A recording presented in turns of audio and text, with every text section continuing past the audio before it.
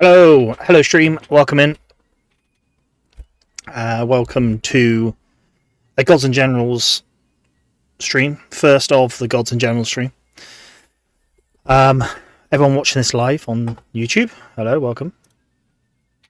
And everyone watching this back on YouTube, hello and welcome.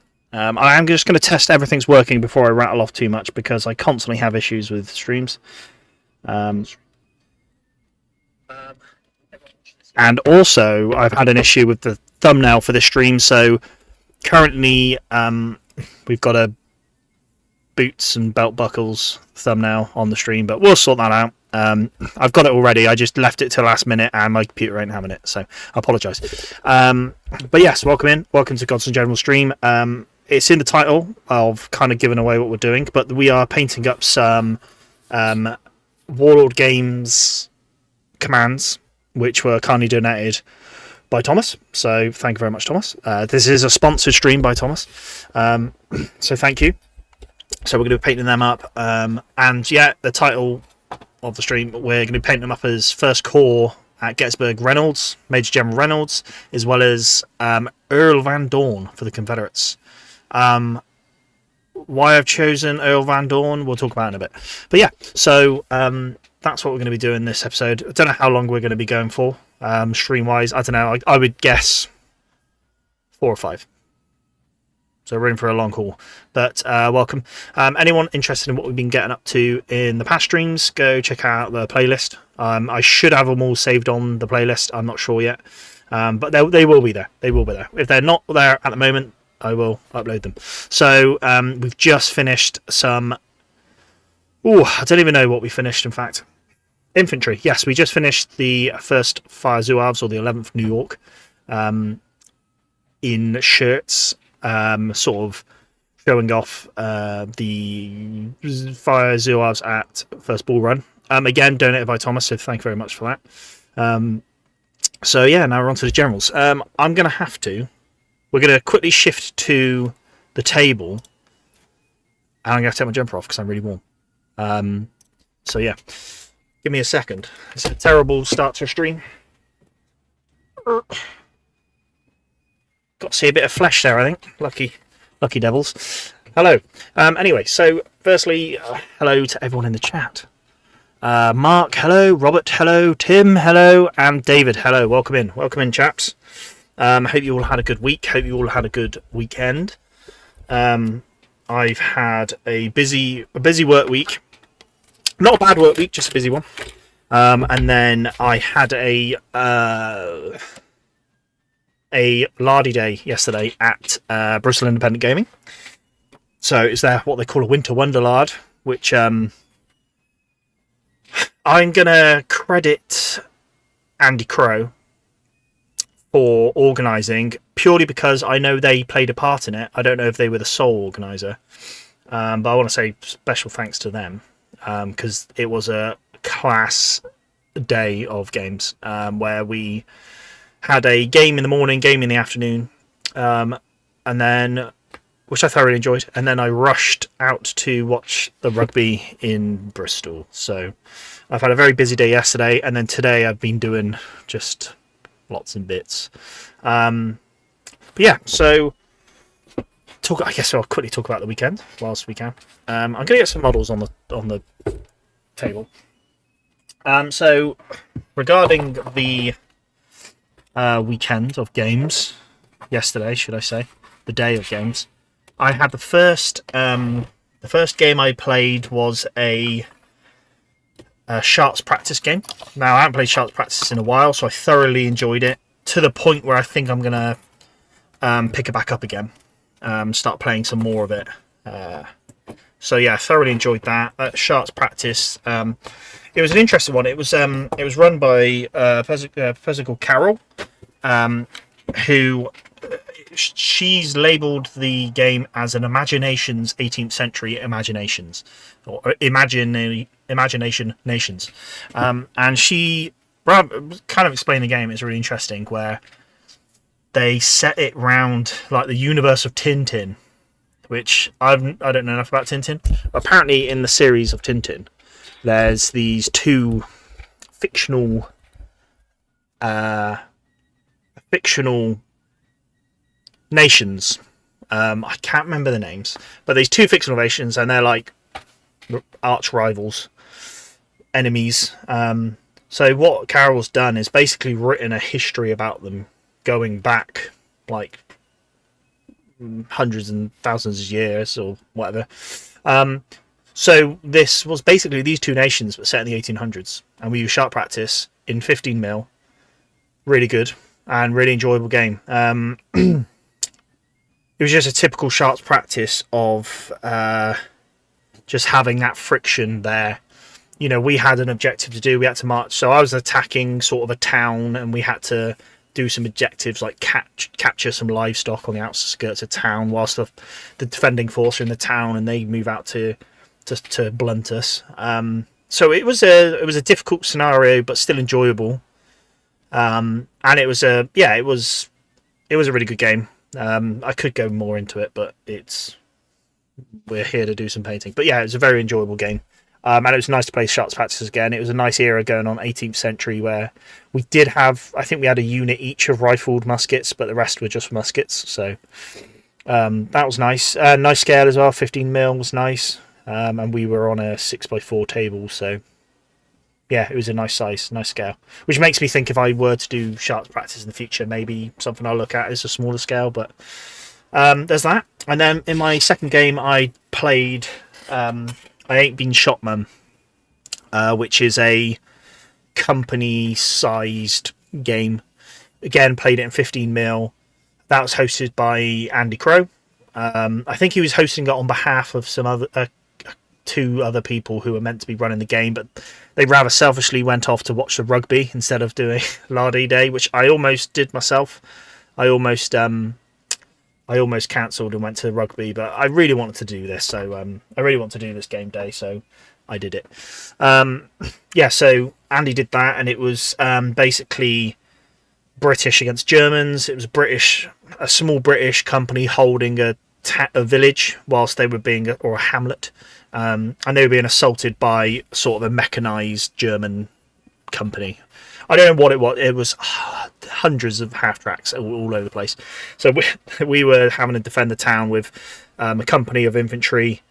We had some anti-tank support. We did have Churchills in the rear waiting to be deployed, but it was sort of games master discretion whether they were introduced or not. So they never turned up because apparently we were doing a good job, but I'm not so sure. But we ran out of time, essentially. We ran out of time in both games, actually. There was no sort of conclusive result. The first game, I think we settled it as a draw because we did a little bit, but we did some of the objectives. But as for the second game, the World War II game, Andy rather generously said British just edged it very slightly. So the Germans just basically had to fire up the table, and we had to stop them getting off our side of the table. We were defending supply lines behind us. So then basically we deployed in the center of the table at like a little village, and then we just got the German players. The one thing they should have done in this game, in my opinion, is what they did, and basically they just put the pedal to the metal and just bombed it across the table. So there was some roads going across the table, and they just went at it. We managed to hit them a few times to kind of stop them, but the idea was just to block them in the middle of the table and just bog them down, but they just drove past us. But they never made it off the table, and I guess we did maybe have Churchills in support if we needed them. So, and we had the RAF as well, which never turned up. They were being lazy. So yeah, but both really fun games, and I say this every time I do a Lardy's Day. It's nice to just get out there and play some Lardy systems that I've not played before. Like I've never played it. I Ain't Been Shot Man. So that was good. Anyway, sorry, I've been waffling and I've not been reading chat. David watched the rugby. Yeah, we thrashed Wales, so all's good. Yeah, so I missed the first half because of this Lardy Day, but I managed to just get out to watch the second half, where it was a bit slower of a game in the second half. I think I missed all the fun in the first, but then also I'm not sure why the ref was giving so many yellow cards. I don't know if they were justified. I don't know if the Currys... Was it Ben or... I think it was Ben Curry. One of the Currys. Where he did a miss hit, tackle someone off the ball and got a straight yellow. I don't know if I agreed with that. I don't know if I agreed with Itoji getting a yellow straight away. So I don't know. Weird one. But then I noticed the Welsh had 4 yellow cards. So... David, I also watched the Armchair Dragoons using Blucher to fight Elau. Does anyone else watch Jim's channel? Yeah, I do watch Armchair Dragoons, actually. I've watched a lot of their Tabletop Simulator stuff. But I've kind of got to be in the zone to watch some of their stuff, purely because they're like 2-3 hour videos. But I've watched a bit when they were playing some Ultimate Freedom as well. Just used that as a kind of... It's nice to watch people play a rule system so I can try learn it. Luke, welcome in. Sildavia and Borduria in Tintin. Thank you. That's the ones. We were the Bordurians. Bordurians? Yeah. We were the Bordurians. We had a lot of, in the first game, we had a lot of inexperienced troops. We were all irregulars, conscripts. Whereas the Sildavias were trained troops, and we had to attack this town. So we had a block of line infantry going up the centre of the table, but we managed to deploy some skirmishers off a movable deployment point. So we managed to sort of throw them around the side. So we kind of got... That's how we were doing the objectives, to be honest, was with our skirmishers, it was skirmishers doing what they do best, I think, but just makes you realise how overpowered skirmishers can be in Shark Practice. But I just loved it. It's such a good game, Shark Practice. I really like the game, really like the rules. I played it at American Civil War at 28mm. I just don't think it works for American Civil War, but it's still a good game. I think I want to play it again. I want to start playing it again. So I think I'm going to look at maybe doing French-Indian War or something like that. Something a bit earlier with more basic weapons. French-Indian War will be fun as well, purely because I can use Native Americans. Because I think that should be really cool. So yeah. David's not a great Lardy fan. They don't really do army levels. Well... I mean, that's a fair comment. I don't know enough about their rules to know about army level systems. I'm a massive Lardy fan, but I guess coming from you, David, who you like your army level, for example, Art of Freedom and stuff. I don't know if they're not doing an army levels game rule set, then fair enough. Yeah, fair play. But if you ever get the chance, mate, maybe doing some divisional games or something like that. Maybe even core. Yeah, I don't know. I like how they emphasize friction. So it's not just straight up me versus someone else. The rules are almost a third opponent who could just confuse things, and I like that personally. Robert says, I think the ref got carried away with the cards. Yeah, I felt that. Again with a Curry hit. Yeah, he hit someone off the ball, but that happens all the time. That's teams deliberately do it, so you hit the wrong person. And to be yellowed straight away, I thought was a bit silly. And then you could argue the Welsh getting 2 yellow cards within a minute on the 17th minute kind of just killed the first half then. Because England were playing 15 against 13. And it just seemed... I don't know if that sort of ruined the game. Because when the Welsh were up to their full 15 in the second half, they seemed to be competing a bit better. But hey, I don't know. Thomas, hello, late as usual. Hello, welcome in, Thomas. I'm currently saying the stream is currently sponsored by you, Thomas, as we are painting up some of your lovely donated miniatures. So thank you very much. David, I like watching Armchair Dragoons live at silly o'clock. Yeah, I'm not silly enough to watch it at silly o'clock. I'll watch it on the repeat.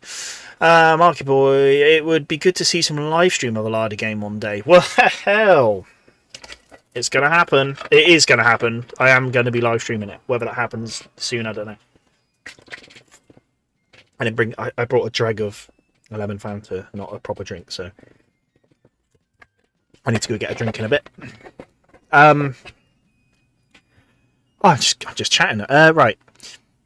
So yeah, Mark, we're going to definitely look at doing some Pickett's Charge on the channel. The rule set, not the scenario, but maybe the scenario. And then Sharps Practice. I really want to pick up Sharps Practice again and play it. So anyone who's seen my battle reports I've done on the channel before, long time ago now, they were both using Sharps Practice. It's just such a good rule system. I really like it. So yeah, but not for the Mag Civil War. I'm not going to do it for the Mag Civil War. I'll do something else. Tim says Pickett's Charge is Larder. Yes, Pickett's Charge. Well, it's their sister company. Is it Ricewis Press? I don't know how you pronounce it. Ricewis, something like that. Press. It's their sister company, but yes, it's just their other publishing company. So it's not Two Fat Lardies. But yes, same people. I've only played Sharp. Thomas says I've only played Sharp Practice a few times. A Napoleonic game, Irish Legion Company versus the 95th Rifles in a skirmish game. Not a huge fan of Sharp Practice. So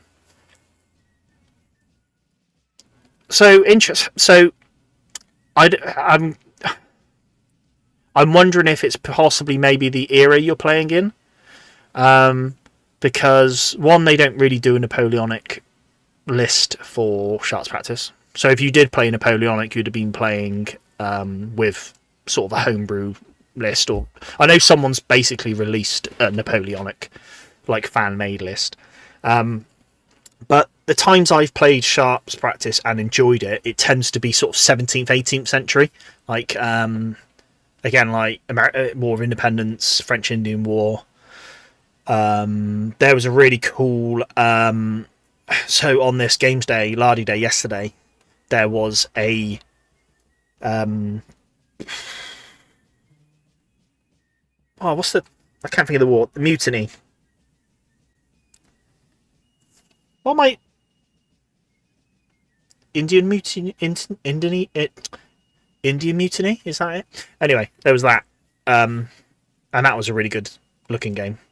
I like the friction to be part of your command decisions, not so random. So command chiefs can focus attention on one area, often at the expense of other areas. Yeah, So would you say sort of like Pickett's Charge or Black Powder, where potentially brigades don't activate? Is that what you're sort of meaning? I do like Sharps Practice in a way that you can have things taken away from you, for example, where you're just not getting the activations on the units, but there is ways to activate your units that so with the way the flags work in the drawing of the cards or chips or whatever you use, if enough flags come up, you can just decide to activate a unit. So you kind of get control that way, but it's just not super overpowered. I like the idea that you don't know who's going to activate next, so it almost reflects that in like how swing in a battle can go, whether initiative. It's almost like Battlefield Initiative, Say, let's take the Battle of Little Round Tops. If it was an I go, you go, if you were attacking that hill, okay, well, I'm going to line up here. I know they're going to activate and they're going to shoot at me, and then I'll move up the hill, for example. Whereas if you play like Sharps Practice, you could be like, if you're the Confederates and you're going up the hill, you could be like, okay, I activate. I'm going to get ready to charge. They're going to activate and they're going to attack me. Oh wait, I've activated again. I'm going to go up the hill, or the Union get 2 rounds of activation, sort of, through these random events, and that's where they decided to do their, seize the opportunity and do a bayonet charge down the hill. I like how that's almost like, Chamberlain doing a bayonet charge downhill is all down to initiative and momentum, whereas I feel like maybe I go you go systems can kind of just blunt that a little bit. Whereas if you have a situation in a game where all of a sudden you've got a double turn, it might change how you play. So for example, if you were if you were the Union boys at the top of a little round top, it's your turn. You're going to go, well, we just got to shoot and brace, so you're going to shoot them, and all of a sudden you get another go. You're like, okay, well, hang on, we know they're hurting. We either shoot them again or let's make the most of it. And I kind of like that in shots practice. I like how that works. It can just change. Maybe it just changes how you play, because you're not guaranteed to do exactly what you want every time. If it's I go, you go, for example, you do whatever you want on your turn. You can do everything you want to do on your turn, and then when your turn is every time, because it's after the other person's turn. Whereas something like this, you don't know when your next turn's going to go. You've got a brigade sat there, or it wouldn't be in shots practice, it'd be a unit, but you've got a unit sat there. You don't know when they're going to activate, because you're waiting on their card to come out, and then you could have a tiff in that just ends the turn. And then you might find that and it changes how you play, I think, because you're like, okay, this unit's going to march at the table, they're going to do your 12 inches, the march at the turn, do the objective, then go again. Oh wait, I can't, they haven't activated this turn. Oh, it's tiffin. Right, okay, well, let's go again. Oh, they haven't activated. All of a sudden you're like, maybe in the, historically you might have a commander who, if you wanted to spin a narrative on it, you've got a commander who's just stubborn and you won't get the men going, or you can't get the men going up the road. So you have this unit that it's just not activating, and instead now you're like 2-3 turns in, you haven't done what you wanted to do, so maybe now you've got to look at getting a different unit to do that. And I quite like that. It keeps you on your toes and keeps you thinking on your feet, because you might be like, oh, do you know what, I can't afford this unit to sit there, they're too far back now I need to, maybe now they're going to play a supporting role and someone else will do it. So I don't know. It's what I like about the rules. Obviously other people like different things. Everyone wants different things from rules. Everyone wants different things from games. I quite like narrative games. That's why I think that rule system works well with narrative, because it almost feels like every turn has a narrative element to it, because things happen out of order and disjointed, and whereas some people just want to straight up fight it. They want to be able to do. It's a bit like anything. I don't know how to explain it.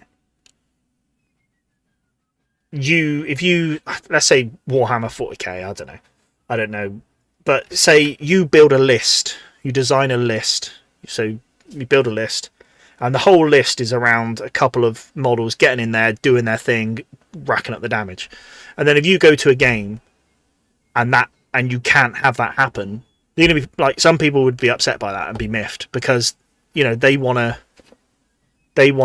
play their game how they designed a list to work in a certain way, and if the game just doesn't let them do that, they're probably going to think the game's rubbish. So I hope that makes sense. Right, sorry, right, this is telling me the stream's not having a good time, but I hope it is.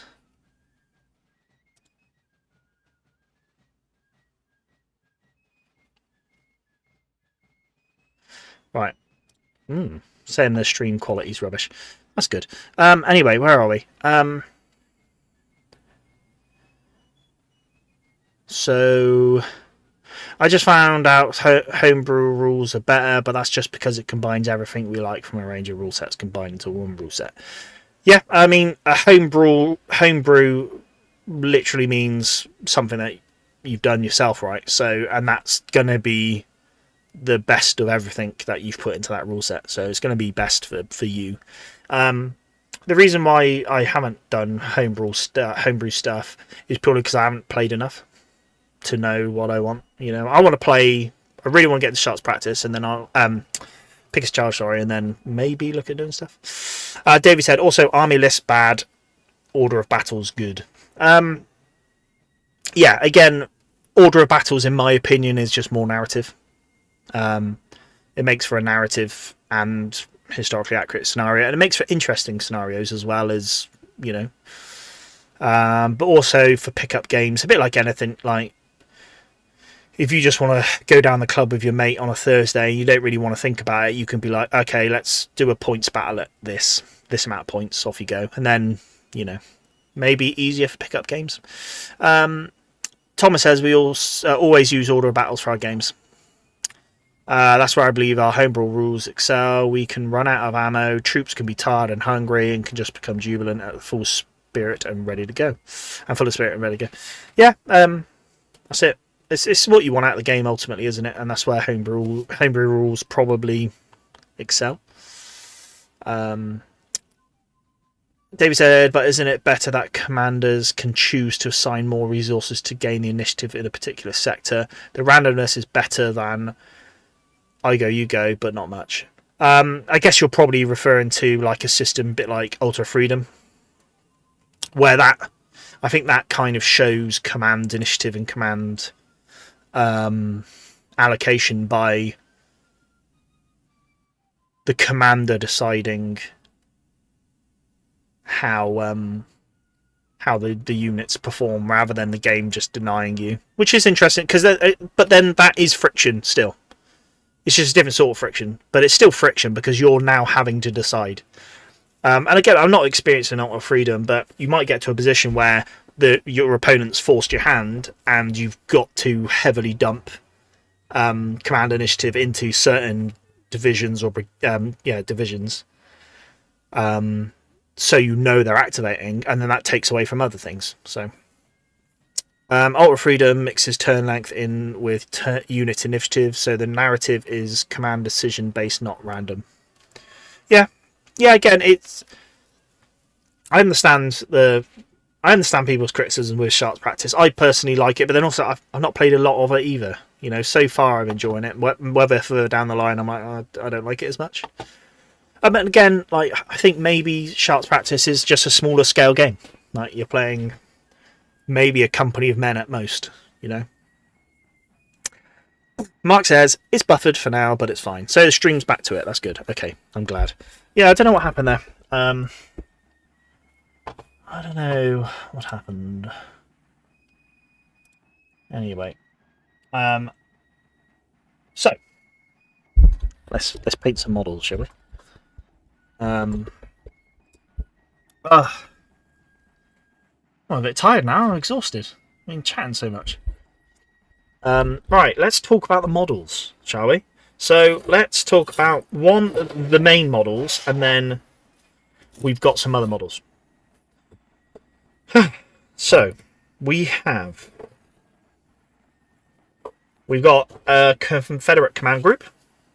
These will be Corps Command or Army Command, Corps Command, Army Command.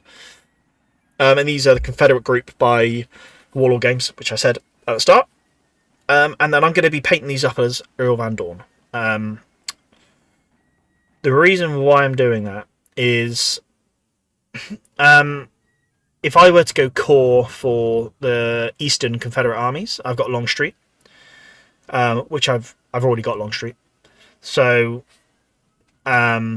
these guys then kind of waste. I want to keep these all on the same base. I think I've said that in the previous stream. I want to keep these all on the same base because because they're from Warlord Games and they're a pack. I like to keep them together. Maybe just do a little video on them when I'm done. So yeah, not going to be Longstreet.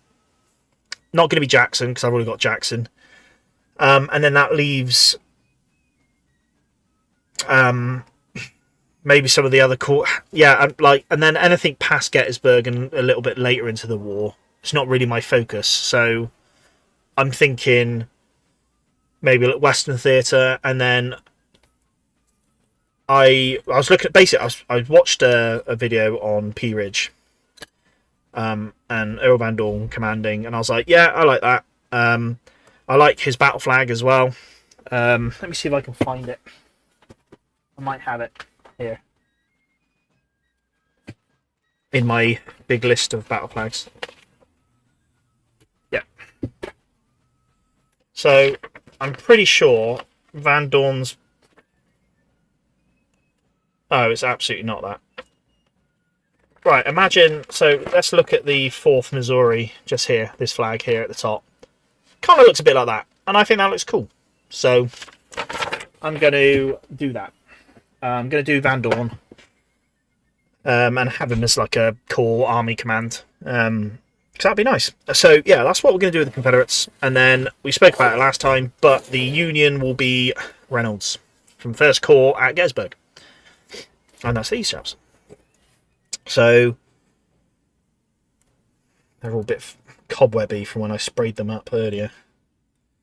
So yeah, that's the Union, and then I've got a bit of dribs and drabs of my other commands, just because I've run over my mic wire. This is what's happened. Anyway, right. So we've got here this chap, who I painted up earlier, and I'm like, well, I might as well use him. I painted him up a long time ago, actually. Let's put the. This is going to be my Lysander Cutler, I believe, for First Corps, First Division, Second Brigade. So Lysander Cutler, he's going to be leading the 14th Brooklyn into battle at Gettysburg. So we got him, and he's going to have an adjutant and a. Oh no, he's not. He's just going to have a standard bearer. So we've got a spare standard bearer here. So he's going to be on him there, and he's going to have his First Corps, First Division, Second Brigade flag. So that's Cutler. We've got Meredith somewhere. No, we haven't. We've got Solomon Meredith somewhere, and I can't think where he is. I think that's going to be this chappy here. So we've got Meredith with a flag, and that's it. So I'm using Perry's just because I've got them here. I know I've actually 3D printed a Studio Historia Meredith, but I'm going to use this guy. So here he is. So it's going to be Meredith, who will be 1st Brigade of 1st Division. And then we've got Wadsworth, who I think I'm going to use this chap for. I can't remember now. I just have it all worked out. As well as a Perry Miniatures Metal standard bearer. So he's going to be with him with then this adjutant here, which is a Perry's General from their plastic one from the big box set. So that'd be 3 miniatures on a base for the divisional command, and that'd be Wadsworth. And then what I do have is Warlord Games, just their mounted officer and then an officer on foot. So I've got a Confederate and a US one, a Federal one. So I think I'll make them, I don't know yet. Whether they'll be on the same base or not, I'm not sure yet. So yeah, that's where we're at. So we'll prioritise the Warlord Games ones, but I'm going to be painting these alongside. And then the idea is I will have First Corps, First Division bases all done, which then should give me enough commands to do Union stuff. So yeah, and then as for these chaps, I'm not sure what I'll do with these yet. These officers. So yeah, that's where we're at. So Thomas said shots practice is like bolt action, good for introducing people to wargaming, but not as good for big group and campaign battles. Yeah, it's not good for big games, in my opinion. No, it's not designed for that. It's just designed for. I think it's designed. Yeah, like bolt action, like just a casual pick up and play game. Yeah, I think so. David said command and control, turn length system, and Ultra Freedom is completely adaptable to any unit level of game. There is no reason why it shouldn't work at platoon level or company level. Yeah, that's true. That's very true. Right then, let's get into it, shall we? We've gone on long enough. I need to remember what colours I'm using for the horses. Snakebite leather was one of them. Gore Grunt Fur was another, and then I don't think I went for any dark coloured horses. So, right, let's paint Van Dorn first. If I can find the paintbrush.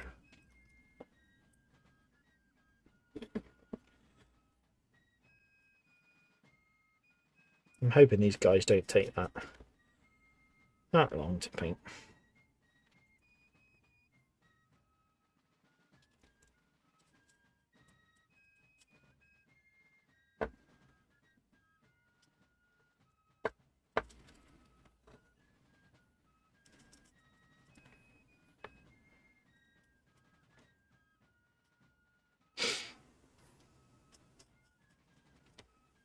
I'll apologise again for the thumbnail, but I'll sort it out. I think the one that I've made, I think something's gone wrong with it, so I might have to just make a fresh one. Which I'm going to do right now. Maybe tomorrow's job. I should have done it earlier. I just assumed it would work. And like I normally do, I leave it till last minute, and then this is what happens.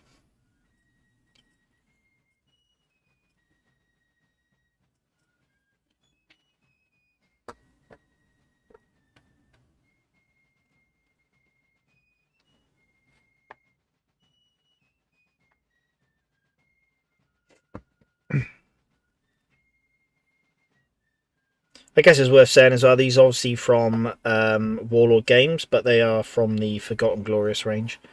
So it was an old sculpted range that Warlord Games bought out. Oh, I don't know now. A couple of years ago, was it? I can't remember. I remember when they released them, or put them up for pre-order, because I was in Disneyland Paris at the time. And I remember I was stood in a queue for a ride, and I went and ordered. Or maybe they were actually ordered then. Maybe they weren't pre-order, but yeah, I went and ordered them. So, a fond memory. Stood in a really long ride queue, scouring the Warlord Games website.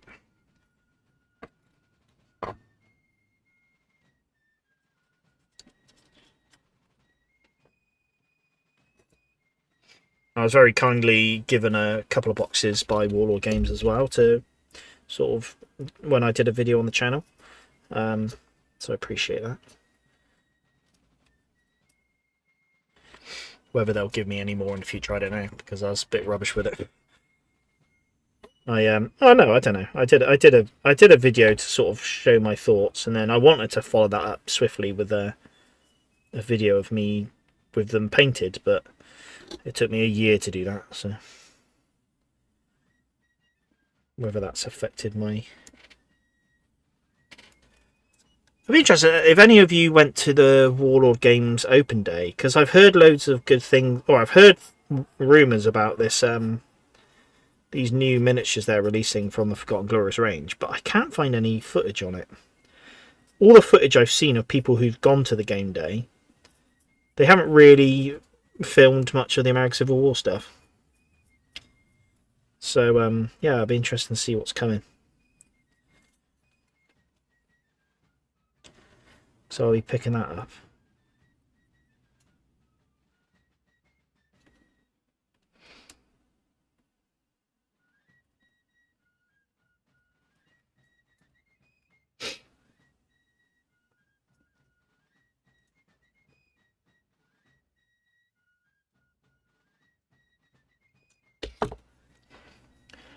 Oh.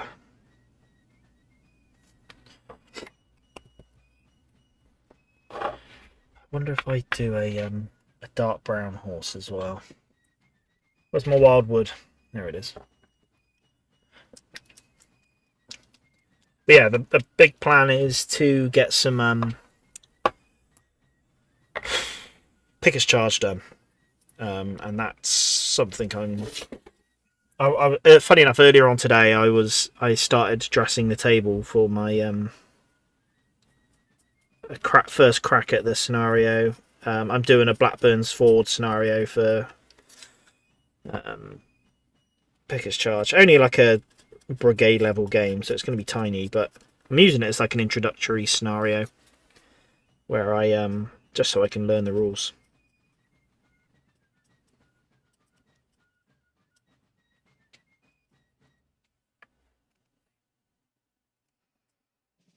And I was looking as well. Apparently, there's rumours has it there's a Pickers Charge 2 coming out. They're bringing out a revised rule set, but it sounds like it's been on the it's been sort of on the workbench for a good couple of years now, and still I haven't really heard anything about its release date, if we are getting one. Sounds like it's more or less on its way, but David, a waiting page alert, say 5 or 10 minutes before the stream might be useful, and notify me page 2 a day or so earlier. Yeah, it's purely because I try to put a little stream waiting thing up, but I forgot to do that today, and as I've got a young daughter who I normally put to bed just before the stream, that sort of takes my time up, so quite often I don't actually get to my computer till about 10 minutes before the stream starts. Otherwise I would be doing more of that sort of stuff. So yeah, I'm aware of it. It's me having to get round to doing it, which I'm just not at the moment. And as for the notify thing, yeah, I need to look into that because I'm honestly not sure how to do it. Because yeah, it'd be good to just put a notified thing up about the stream so people know the stream's coming. So I just need to look into it. Just need to look into it. But then that's why I try put videos and stuff out on the day, just to give people a heads up. Thomas said, on the new Wall of Minis, I sent the link and tagged the minute that it's briefly on screen. I put it down. Oh, yeah. Sorry, you did. I was, funny, after we spoke about it last stream, I was started scouring YouTube for it, finding everyone who'd gone to the games day, but yeah, so yeah. David, Matt, what is your preferred scale for painting and playing? I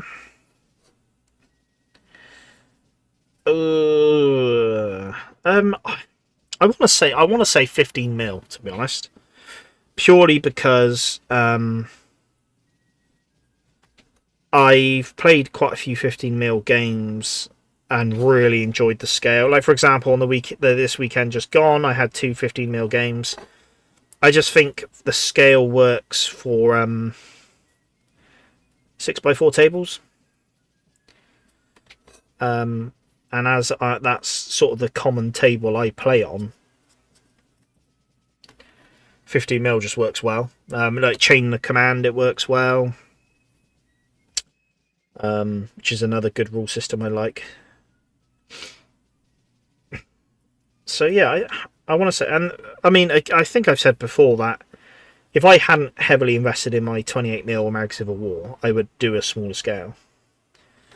But I'm sort of in too deep with the 28mm now.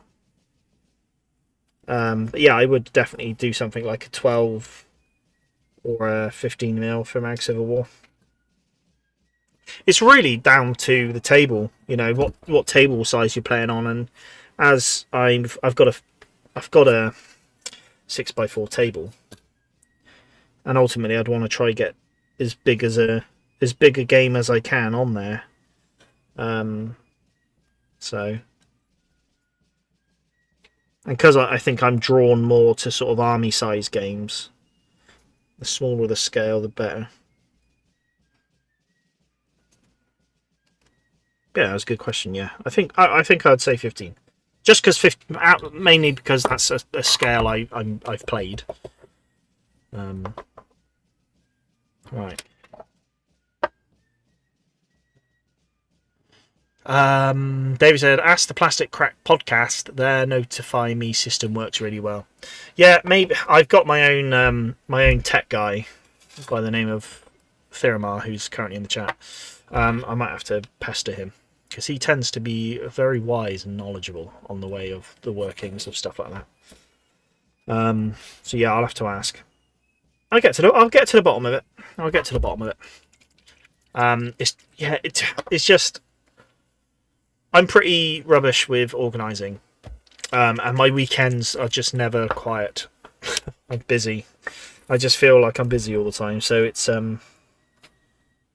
yeah, trying to get around to doing anything.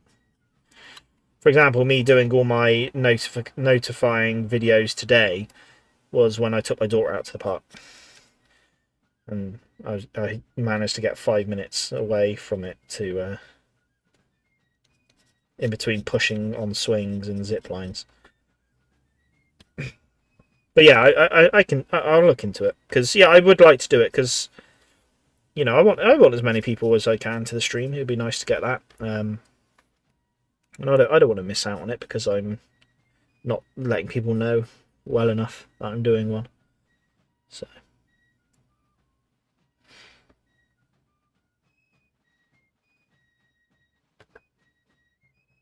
But yeah, I'll look into it, David. Don't worry. Leave it with me.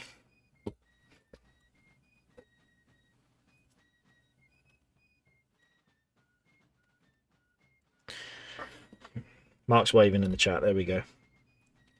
There he is. Tech support. He tends to be who I go to for most technical questions. Or even some very not technical questions, but still beyond my capabilities.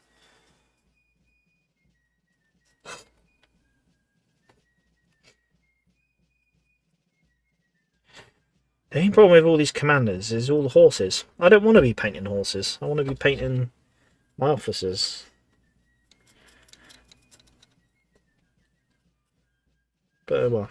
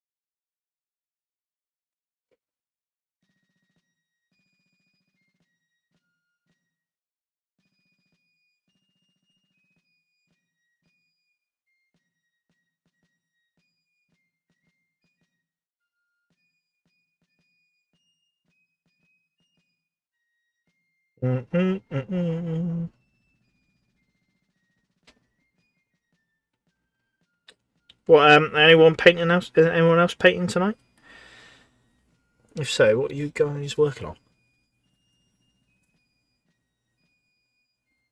It's Van Dorn himself. This is who I'm going to be using for Van Dorn. This chappie here. He's got. I think Van Dorn had a goatee and a moustache, and this guy has a goatee and a moustache. So, yeah.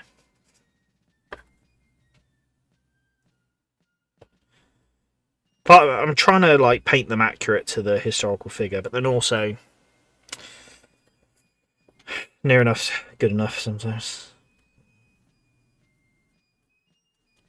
I'll try get it as close as I can, but we'll see.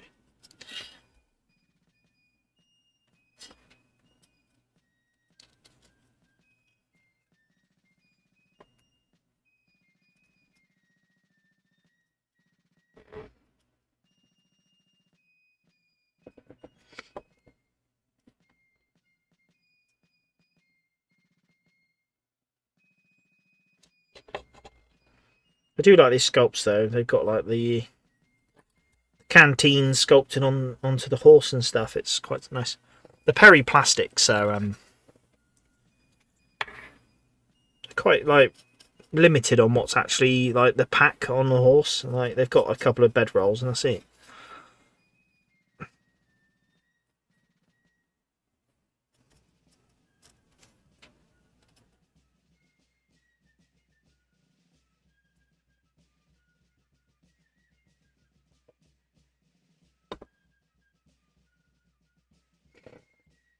I'm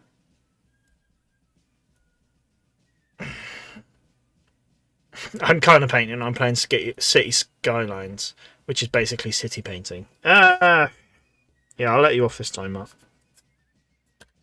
Some people might argue it's not painting. Tim, splitting time between American Civil War casualties and Republican Roman Hastati. Very nice. What miniatures have you gone for the starter? Hang on, we've already spoken about this. Oh, I can't remember what scale you went. Am I right in thinking you were doing like 15mm or something like that?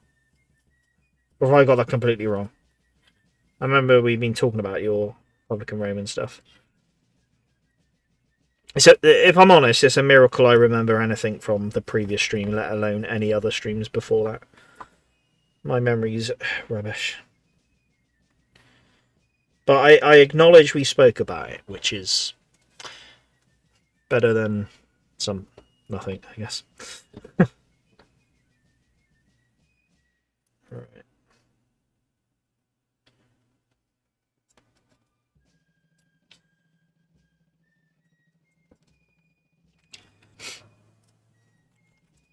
Painting some dismounted generals, Thomas says, so they can be shot off their horses. Just painting Miga or Maha using Perry Confederate officer from a command.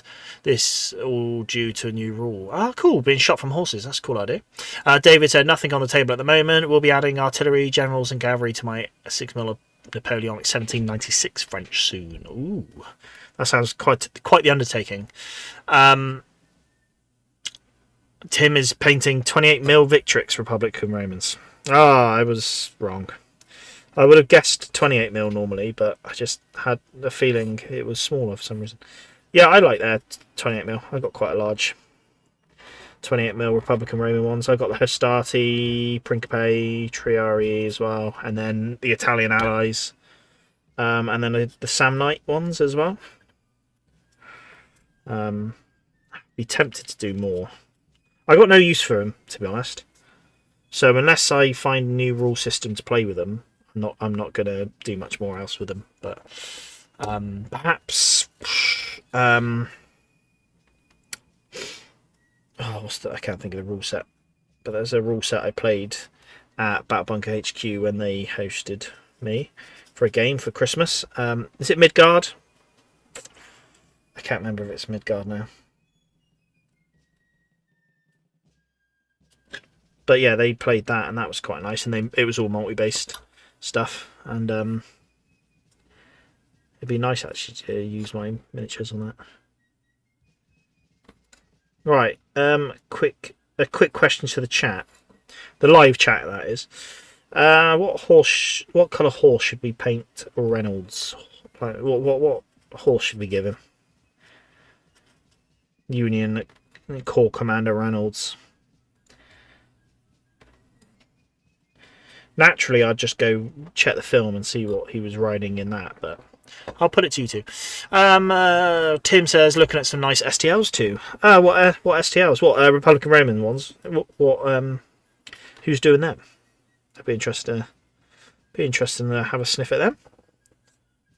Right, horses done. Too many games with generals killed, says Thomas, in the first volley, so now they can be shot off their horse, wounded, or killed. Also, painting some Victrix late Romans as a Byzantine Romans of Belisarius. Oh.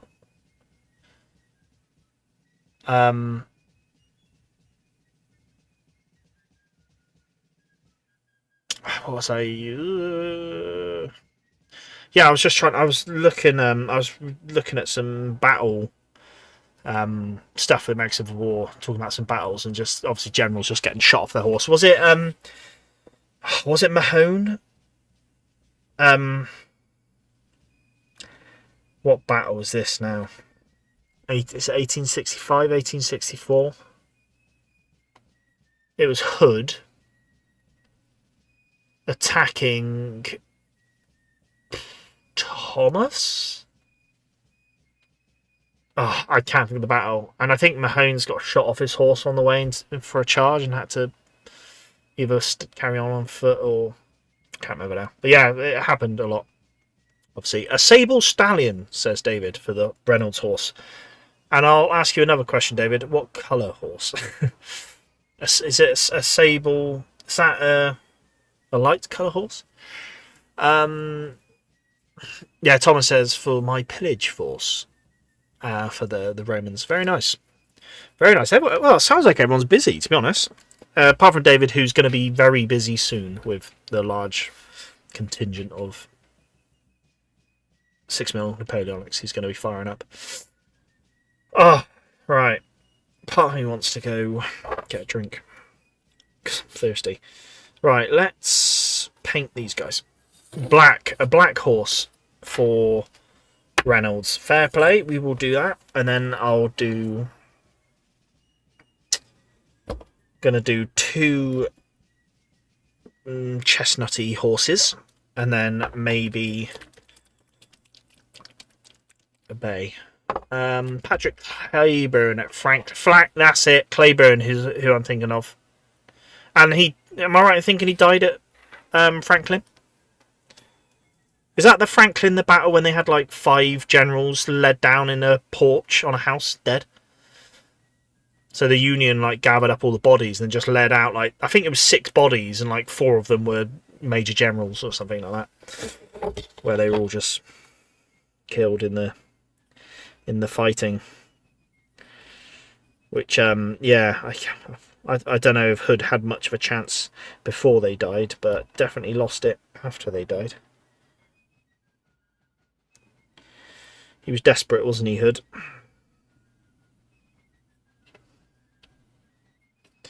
He'd had a time of it, Hood, as well, to be honest. So I don't think I blame him.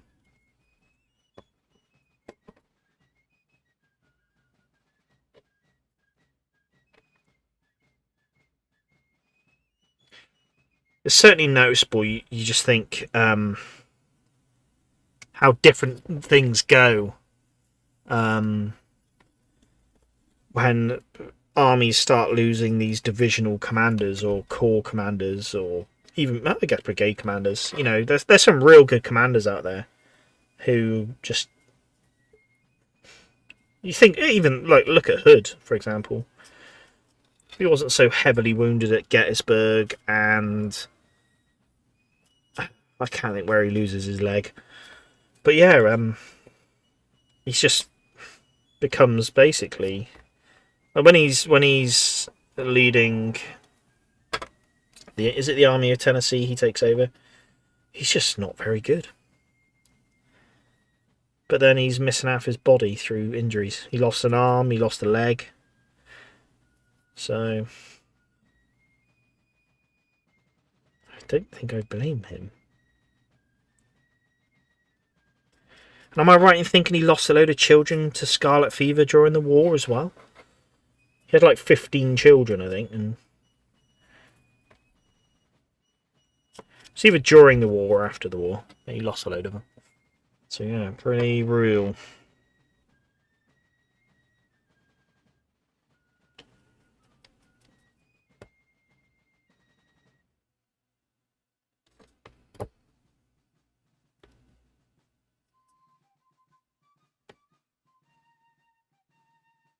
I guess that's just the war, isn't it? They generals led from the front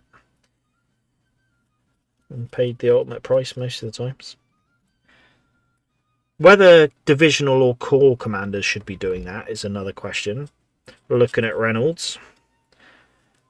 I'm not sure he should have been so up front on the front lines, but he was, and he suffered for it. And you could argue the Union Army suffered for it, because, well, they absolutely did, but he was supposedly a very competent commander.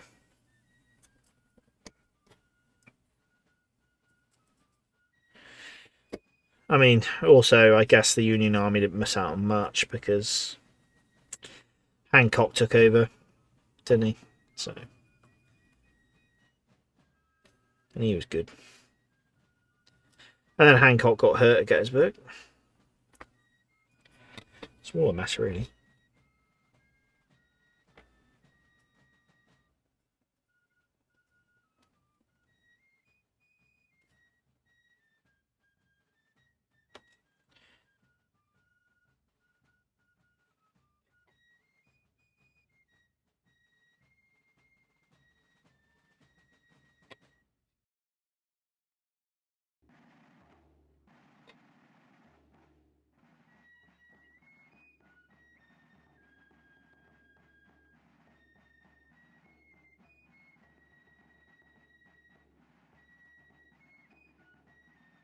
Tim says Resin Warfare Sons of Mars is the... I assume that's the company that make the STL files for your Republican Romans. I'll have to give them a look, mate. I'll have to give them a look.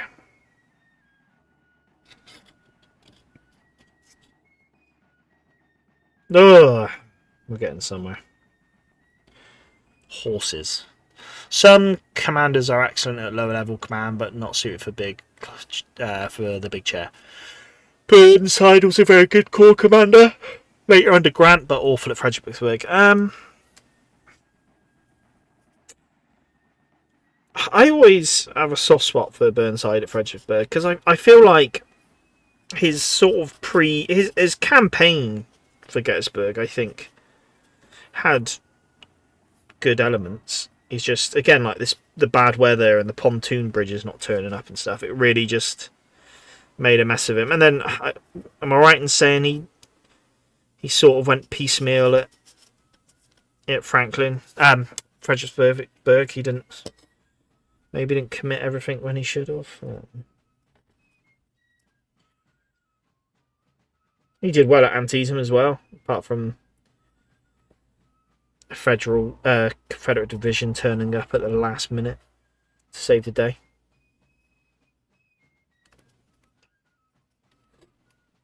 Is that under Hill, I believe?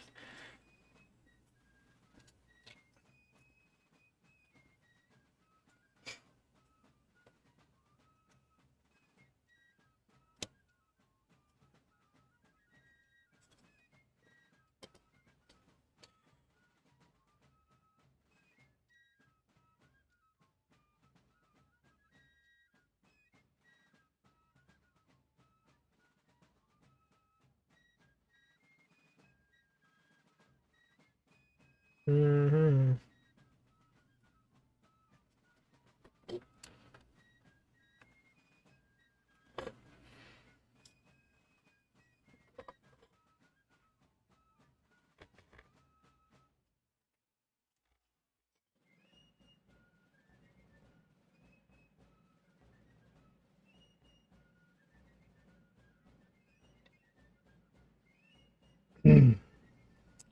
Grim Harbinger Wargaming. Hello, welcome in. Welcome in. I don't recognise the name, but if you've been in the stream before, hello. Again, if you haven't, hello for the first time. Welcome in. But yes, it was AP Hill, says Grim Harbinger. Yes, AP Hill's Light Division. Yeah, Tom says AP Hill's Light Division, fresh from Harper's Ferry. That's it. David said he lost control and didn't believe he was good enough to command the Army of the Potomac. Burnside. Yeah, well, I think the Army of the Potomac's just a bit of a beast, isn't it? It's a big thing, and you think the majority of these generals haven't commanded anything. Like, you think like McDowell, for example, at Bull Run, first Bull Run. No one's commanded armies of that size in the American hemisphere before. So yeah, it was just, and I think maybe the Army of Potomac still suffers from that sort of mid-war, where they've just got this absolute behemoth of an army, and they're still trying to figure out all these corps and divisional commanders to get them all working well together. And yeah, yeah, and perhaps they just haven't found their army commander. You get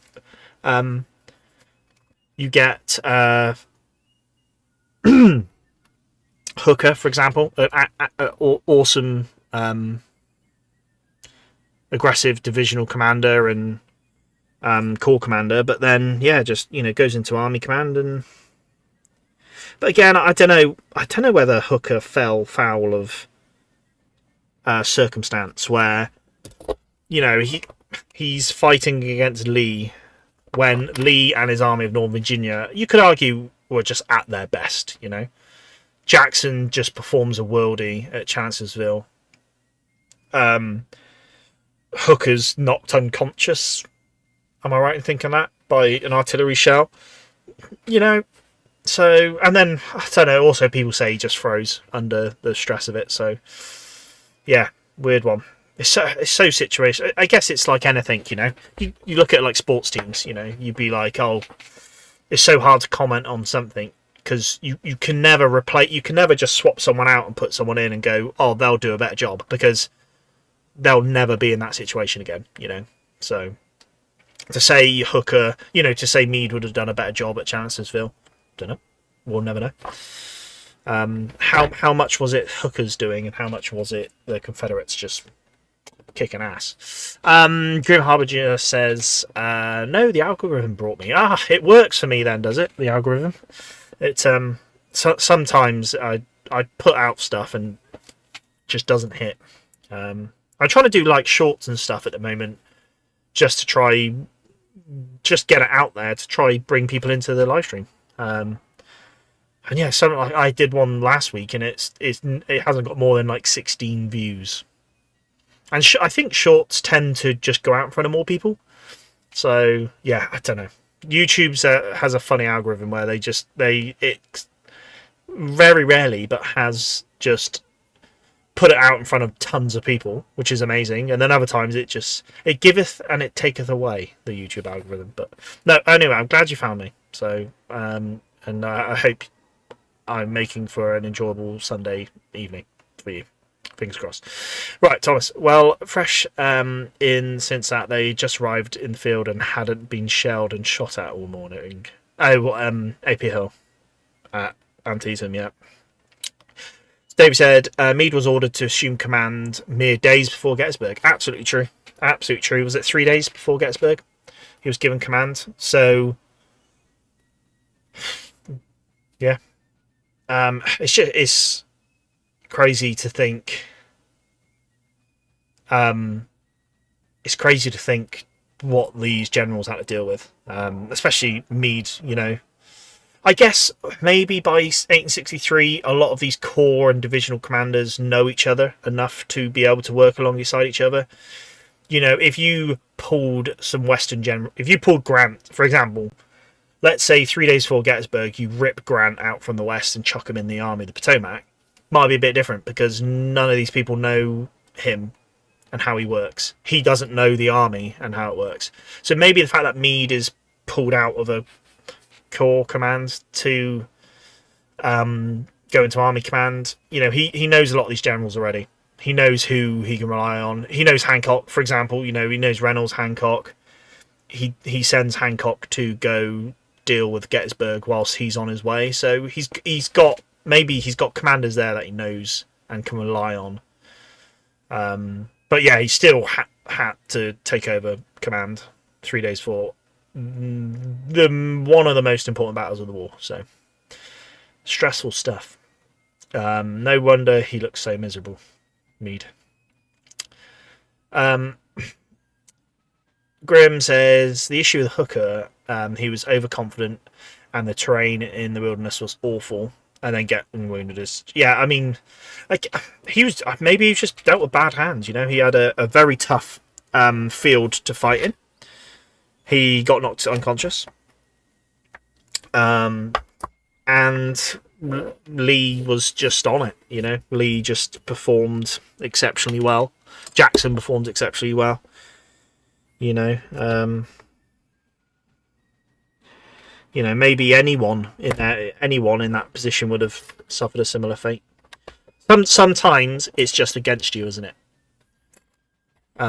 Sometimes you just, no matter what you do, I think you're going to suffer. Grim says, yeah, I've noticed that on my end as well. About the YouTube algorithm, yeah. Like, I did a short this morning, just or lunchtime, just kind of saying that I'm streaming tonight, and that seemed to have done better than other ones. Still not great, but yeah, it is what it is. It is what it is. But that's the game we play with YouTube, you know. I know what I should be doing, and that's releasing more videos rather than live streams, but just not get around to it. David says Meade and Sickles knew each other well enough to not work together. I mean, is that just a Sickles thing, though? I'm sure he rubbed most people up the wrong way. Old Sickles, old Uncle Dan.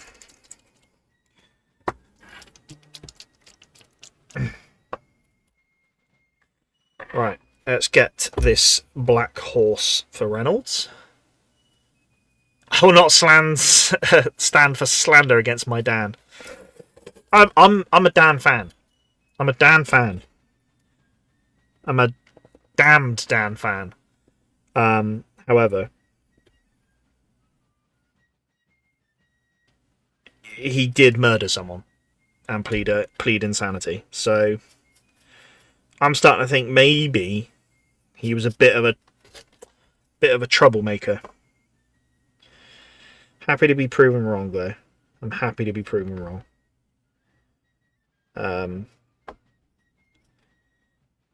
But yeah, obviously everyone's got a soft spot for Dan Sickles. You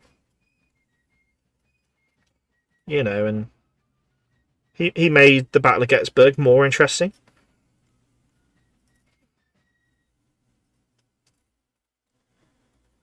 You could say that.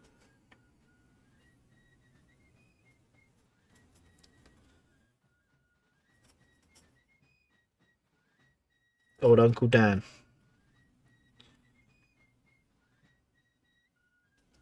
He lost an arm at Gettysburg, didn't he? Was it a leg? He donated it to a museum, didn't he? I want to say it. Everyone's losing arms. It's got to be arms. Grant wasn't brought over to command the Army of the Potomac. Yeah, Grant was brought to command overall command, and Meade stayed in command of the Army of the Potomac. Grant just travelled with the army. And yeah, I think Grant had respect for Meade, and recognised him as a good army commander, I think.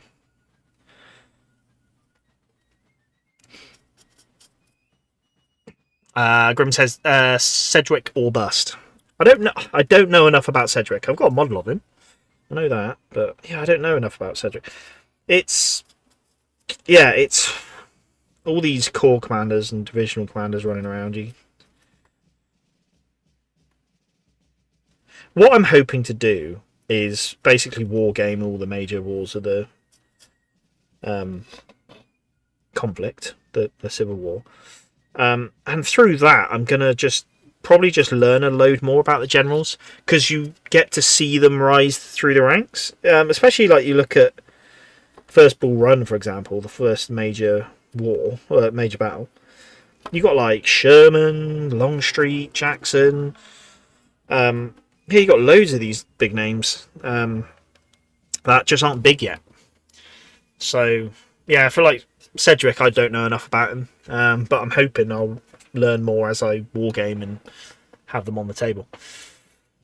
Mahan was one of Dan Sickles' lawyers. Very true. Grim says, you clearly should see my current refight of Gettysburg. It's a mess. I'll have to check it out, mate. I'll have to check it out. I don't know if I'm going to get to... I think my plan for bigger battles, like Gettysburg, is I'm going to break it down into bits of the battle. So, like, the first day, I'm going to do McPherson's Ridge. I could do Little Round Tops the second day. Is that second day? Yes. Sorry. Pickett's Charge. Well, not Pickett's Charge, but, like, you know, I could do Culp's Hill.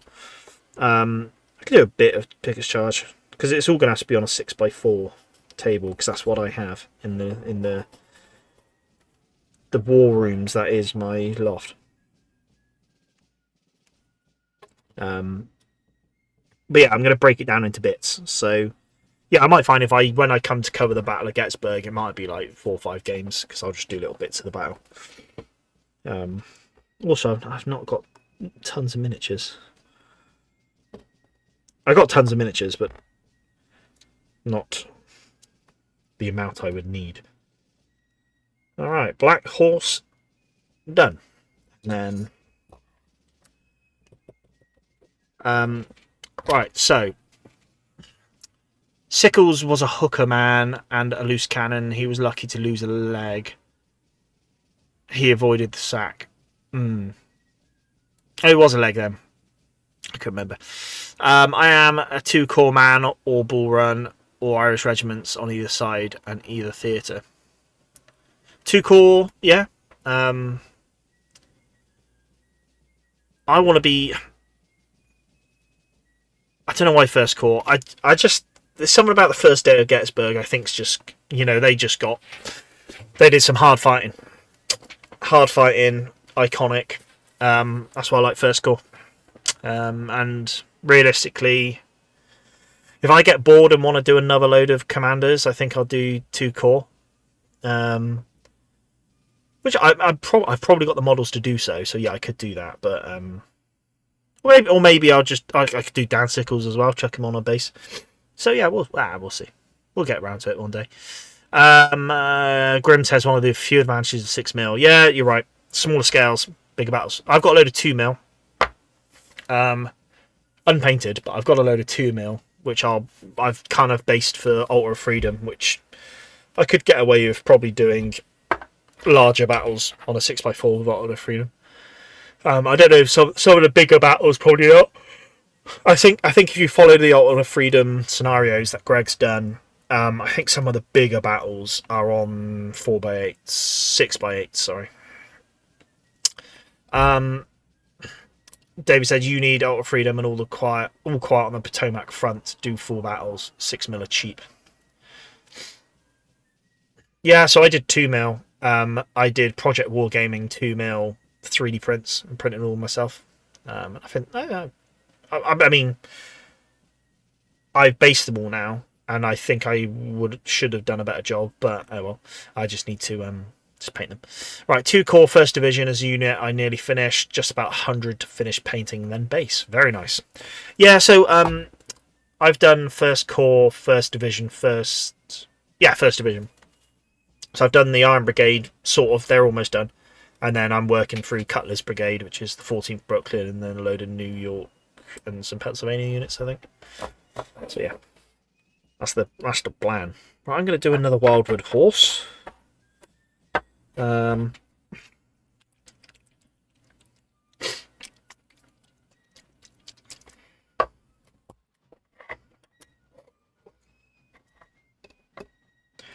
probably need to do some other horses. I don't know what to do, whether I just work my way through these guys and then pick up the other command base horses at another time, or what. I think I'll go mad painting all these horses. Luckily I've had a break from doing the cavalry stream, because that was a lot. I know it'll be worth it when it's done, but I'm not in the mood.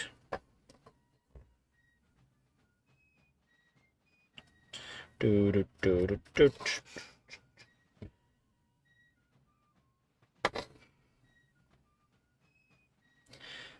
yeah, once I get first corps, first division done, it'd be nice to do first day Gettysburg. So maybe have Buford's cavalry getting maybe one like closest end to the table, and then just having the Confederates come on, and then first corps arriving to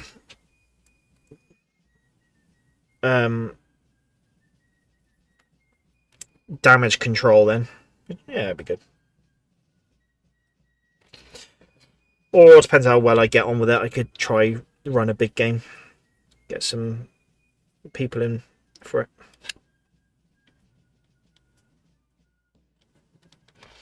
I definitely want to do some more Pickers Charge rules though. Get the rules set under my belt, so I'm confident on it. Cause it'd be nice to run some bigger games and host them maybe.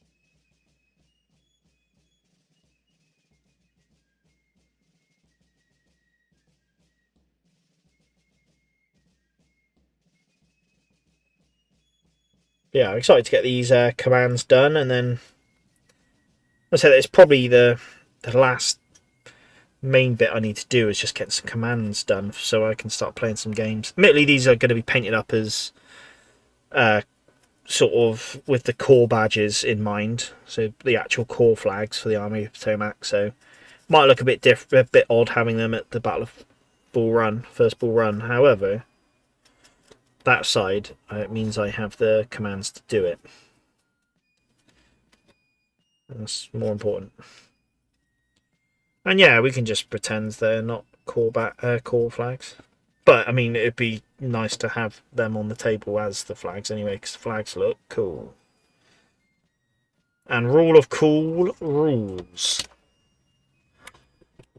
Howard's 11th Corps, yeah, the 11th Corps, those Germans, yeah. I don't know, just gonna take it. I don't know. I guess having a divisional command. Yeah, division being 2 brigades. Well, if I were to play a game, I'd want a corps, so maybe a couple of divisions if I wanted to play a nice sized game. So whether that's whether that's 2 divisions from First Corps, which I could do, or yeah, maybe I just do another division. So maybe just get like First Division from 11th or First Division or from Second Corps, something like that. Maybe Howard's 11th would make sense because of the first day. I could do maybe a division from them. Right, let's have a look at these chappies. So Cutler needs a flag bearer. That guy needs a flag pole. I don't have his flag pole, and I don't know why. Maybe we'll get round to that at some point. What these are? Here it is. I knew it was somewhere.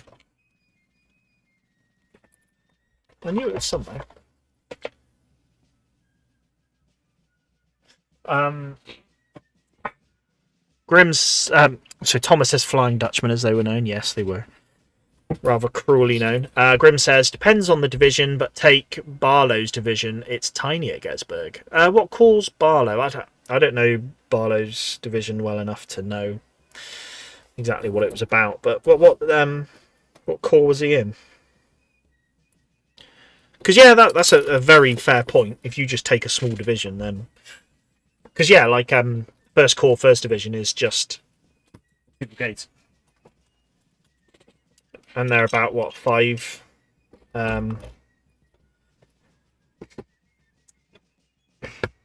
regiments in each brigade. So 11th Corps. Barlow is 11th Corps. Yeah, that would work if I went for 11th Corps. I'm just going to put this flagpole on. I have primed it, so I think I'll just do a brush-on primer for this guy. I'm going to stick myself to him. So if I bring him... Oh, he's stuck already. Everyone's saying 11th Corps. Yeah, sorry, I don't know the corps well enough. Probably should, but I don't. Right, let's paint this guy up, because this is going to be a brigade command. And this is a brigade command. What horses should I have? Should I just give them the same colour horse?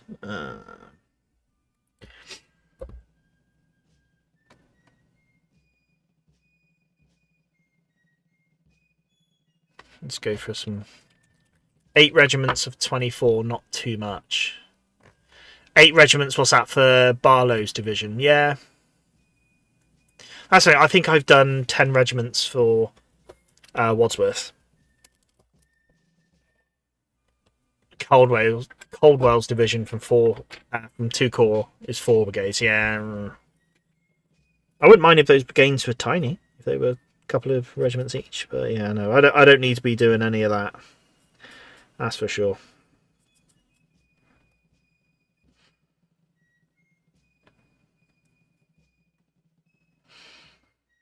That's the thing. If I was starting a collection from fresh, I could maybe think about it. But because a lot of my collection is, I've already done them. you know, I've got, I think most of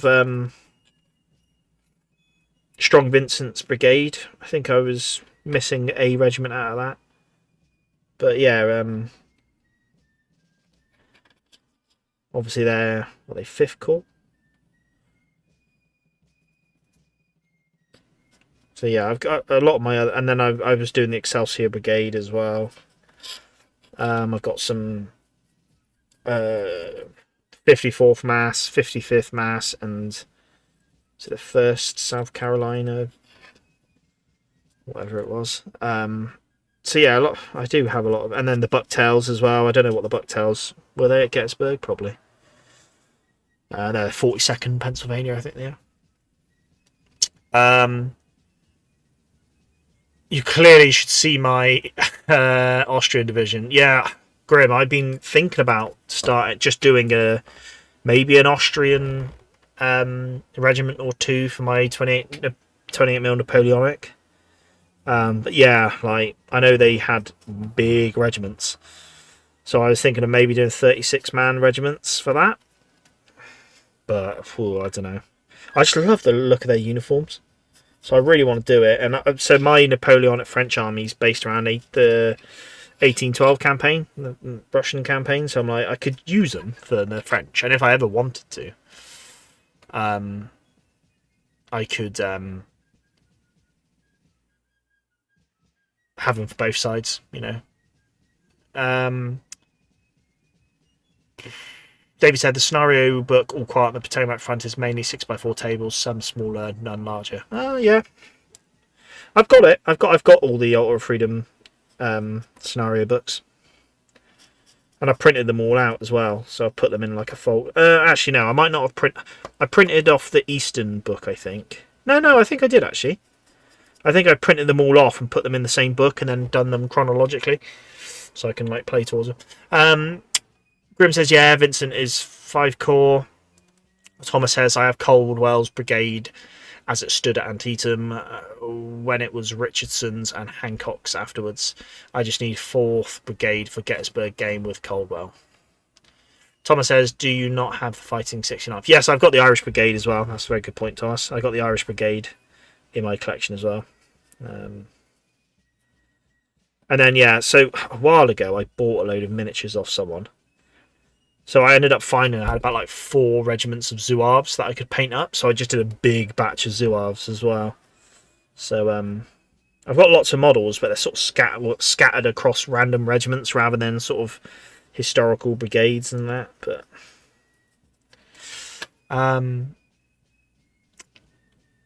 Grim, 12 battalions of 36. Ugh, that's a lot of Austrians, mate. That's a lot of Austrians. Looks nice on the table, though, I imagine. I do like the look of the Austrian uniform.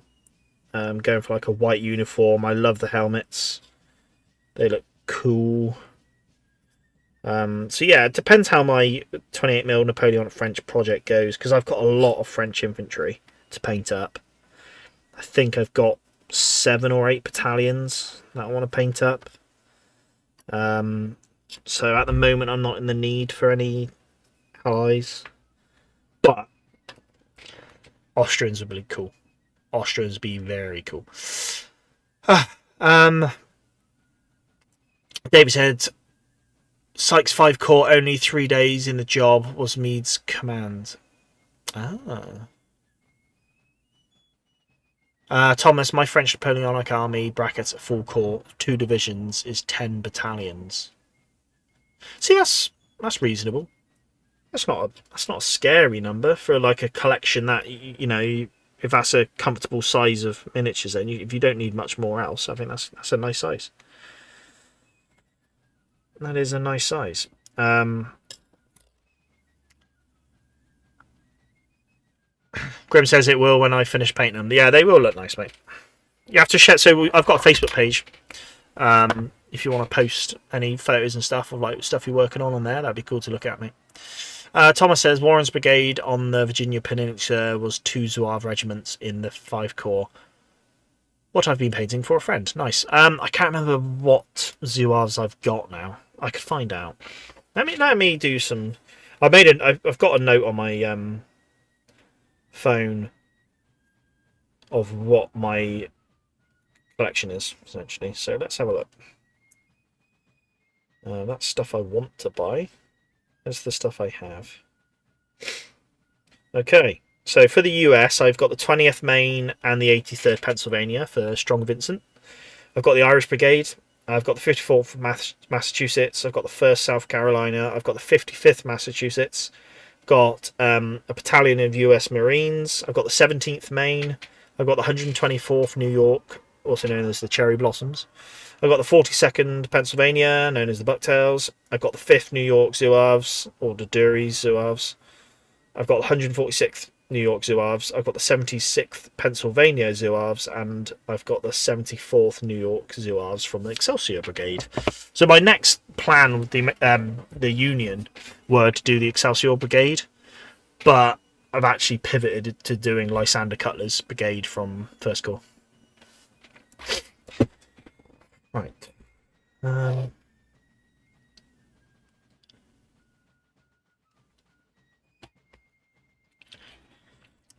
Right, I need to get on because I've not actually done a lot.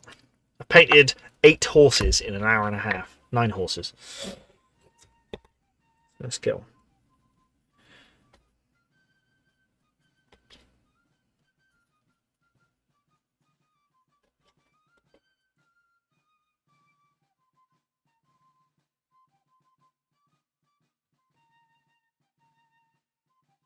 Been chatting too much, that's my problem.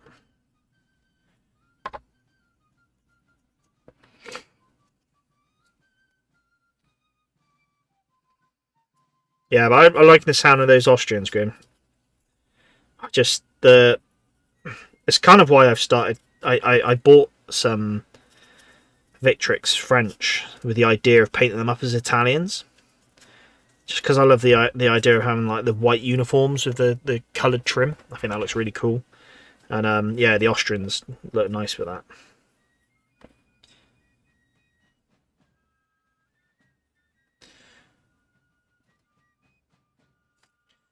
But part of me thinks I've got enough French infantry sat there. I don't need to add to the pile. Admittedly, they're not French; they're Austrian. But yeah, I'm gonna finish what I've got first, I think.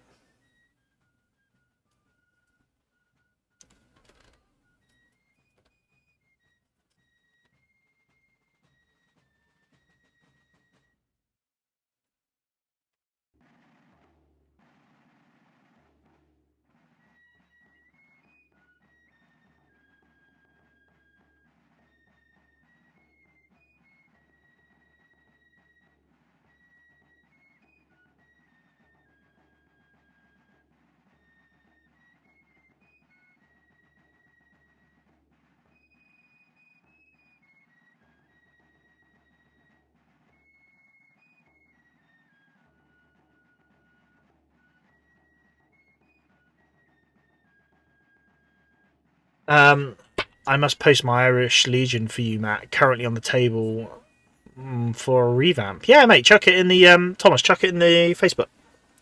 100%. David, using brigades as base units is so much easier. It means that both the complete army, of the Potomac and army of Virginia. Yeah. Especially if you can. What I would like to do, which I wanted to do my Ultra Freedom stuff, but I mean I might do, but like I've tried to put multiple units on a base to represent a brigade, so they can kind of look like regiments, and then.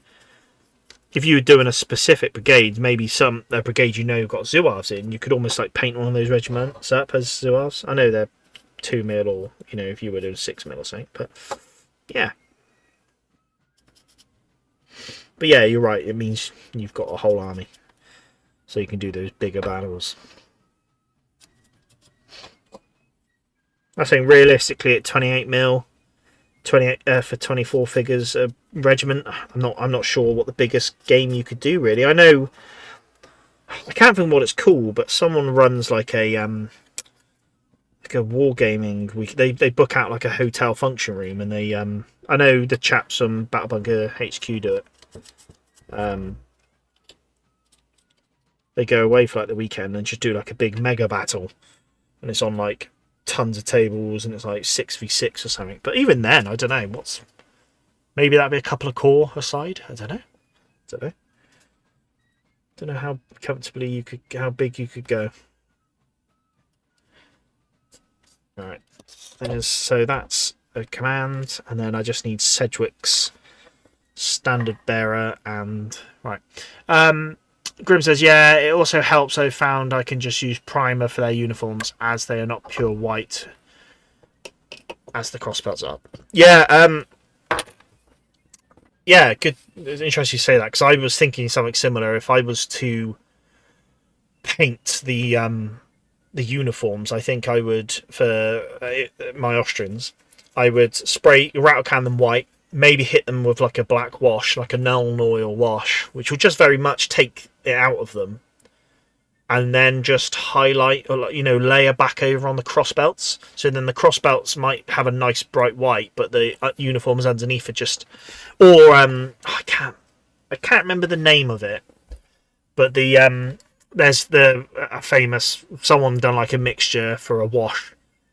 I've seen it on Sonic Sledgehammer painting when he did some of his Napoleonics, but it's like a sepia, Agrax, Nuln, and maybe a bit of Nightshade in there. And is it called like Owl's Special Liquid or something like that? Can't remember, but I've seen people use that before, and it's just like almost like a browny sepia wash, and you can just chuck that on a white and then highlight up where you want. So yeah, like the base white, I think if I just went for rattle can it white and then just Nuln oil, and then gone back over the cross belts, I think that might just add enough variation between the whites. I've kind of done it a bit with my Napoleonic, my American Civil War stuff, where I've used all my Napoleonic French that I'm doing, where I'm using an apothecary white contrast paint, and then use that as a base, and then with the cross belts I've just done a white with a Nuln wash and then layer on top. David said, yeah, 28mm is good for skirmish and millionaires with access to an aircraft hangar. Yeah, the problem is you can have the biggest room in the world for your tables. You need to be able to reach over that table and move a unit. Grim says, oh, that he stopped using that since GW changed Agrax, if I remember. Oh, okay. Yeah. I was a bit miffed when GW did change that, because their Nuln oil changed massively. Beforehand, you could get nice like darkness on it, whereas now it's super watered down, which I didn't like. Now I kind of do like, because it's a really subtle shade now, which so yeah, I don't know. I'm just getting used to it. But yeah, he has his marine juice Sonic Sledgehammer. Is that right, Grim? I can't remember what he calls it, but I've seen him do it with Napoleonics. It's nice. So you've been following his similar steps as well, Grim. Yeah, he's good. He is nice. A bit in-depth painting for me. I'm not as that in-depth, I'm kind of base layers and near enough's good enough. But right, let's give this guy a Dark Horse.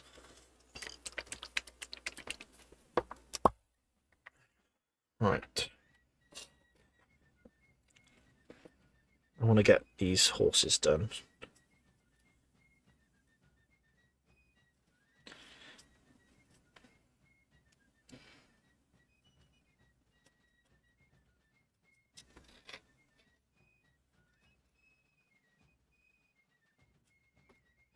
Maybe I shouldn't have tried to do so many offers at once.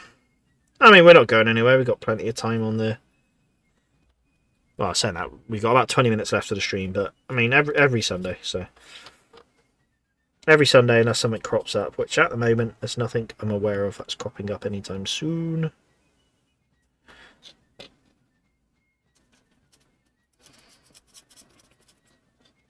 So you rugby lot, are you booking somewhere in for the Super Saturday? Are you going to try and make the Super Saturday?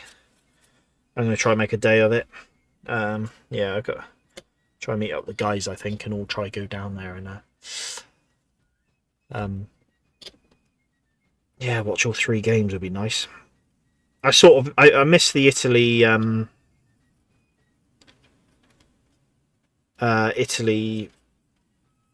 Scotland game because I was at this Lardy Day, and then I missed the first half of the English game.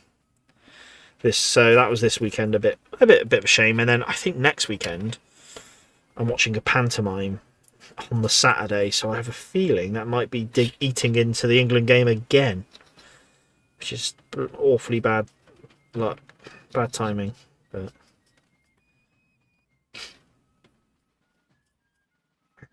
maybe I'll just have to turn my phone off so I don't see the result, and then get home and watch it then. Which I'm happy to do. I don't have to watch it live. It's just kind of, if you know the result when you're watching the game back, it can sometimes take you the edge off it, which is a shame. Thomas says, we use a farm shed thanks to having a few farmers in our ranks. It's no longer a farm shed but a gaming club with a bar, kitchen and a small movie room. 16 by 4 table. 16 by 4 tables. Nice. That's very nice, Thomas. Grim, I'm also OCD. Alas, hence it's taken me about 5 days to nearly finish a mini. Mate, it's not a bad thing though, because you're gonna have a nice looking mini. I do rush mine sometimes, and quality definitely drops. But I've just come to the acceptance of that. You know, if I'm gonna rush a model, I'll get it done quick, but it's gonna not look as nice. But if I'm just happy that it's quickly done, then that's it. I got a good mate of mine paints incredibly well. But takes a long time to paint stuff.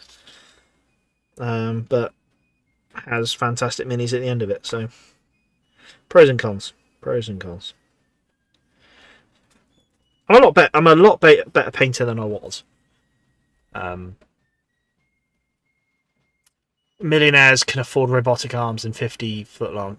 Yeah, fair point, David. Maybe it's something I'll invest in. Is go gadget arms. Thomas, haven't watched any rugby since France wrecked Ireland, but I'm waiting for the Ireland next game, heading to the bar with some mates to watch it. Yeah, very nice. Yeah, I don't think Ireland played poorly. I'd be interested to hear your opinion on Prendergast. I saw flashes of him playing quite nice, smart rugby, to be honest. I know he's had a lot of criticism from the game, but no, I think I don't know. From what I saw of him, I was quite impressed. He had a good. He almost had a Finn Russell sort of chill vibe about him, and just a nice control of certain elements of the game, which I liked. He felt quite. He didn't seem flustered to me. Maybe I don't know. So that was my take on it. I'd be interested to see what you say. David says, "Oh no, you're not." I assume, David, that's in response to me going to a pantomime. But yeah, unfortunately, yes, I am. I'm taking my daughter. She's into pantomimes. She likes them. Grim, it does not help. I am having to learn painting from scratch. What? You fairly new to painting, Grim? If so, it's I'm not really someone to take advice from, because I've been painting models for a while, since, I don't know, maybe let's say 17, 18. I would say, collecting models and painting them. I mean, I'm a lot better than I was, but I kind of hit a point. Maybe it was when I was doing my Mega Civil War, where I was like, you know what, near enough's good enough with some of these guys. So I kind of stopped advancing my painting skills, and I was like, do you know what, I'm happy with them looking tabletop standard, which is a lovely phrase. Tabletop standard, that's where I'm at with them. So I just kind of left it there. Whereas I know some people might have hit my point of painting and gone, no, I want to get better. But that wasn't me. I think it's because I just wanted to paint a sheer ton of troops. So I kind of like sacrificed quality over quantity. But again, I'm trying to paint to a standard I'm happy with. And I am, I've noticed with painting up my 14th Brooklyn, I maybe spent a bit of time trying to paint more than I would. Again, my painting's changed a lot because I've recently switched sort of to contrast paints, so it's changed how I painted stuff, which I think I'm still getting as good a result. I don't think it's dropped in quality of painting by using contrasts. So right, I can't remember what this officer is, but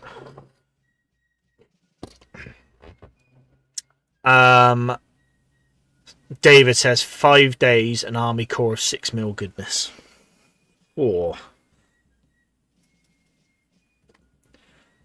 if I could get a core of 28mm miniatures done in 5 days, I'd be happy.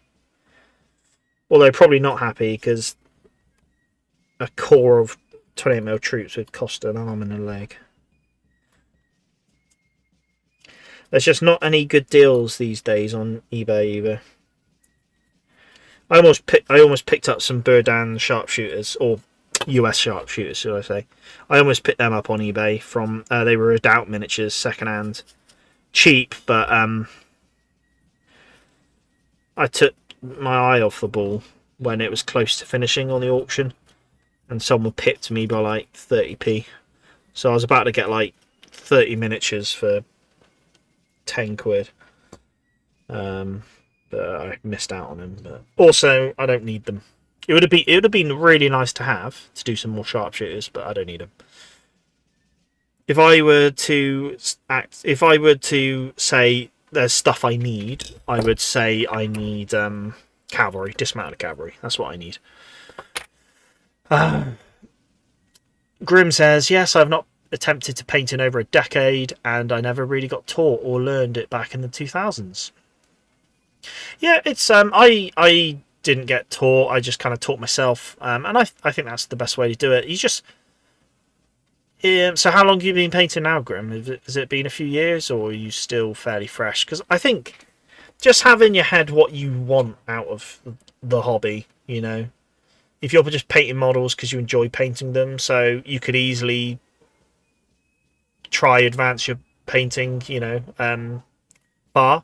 Or like me, I was like, you know what, I want to do some big-ish games, I want to get some models on the table, so I kind of said, well, actually, let's paint them to a standard I'm happy-ish with, I'm happy with.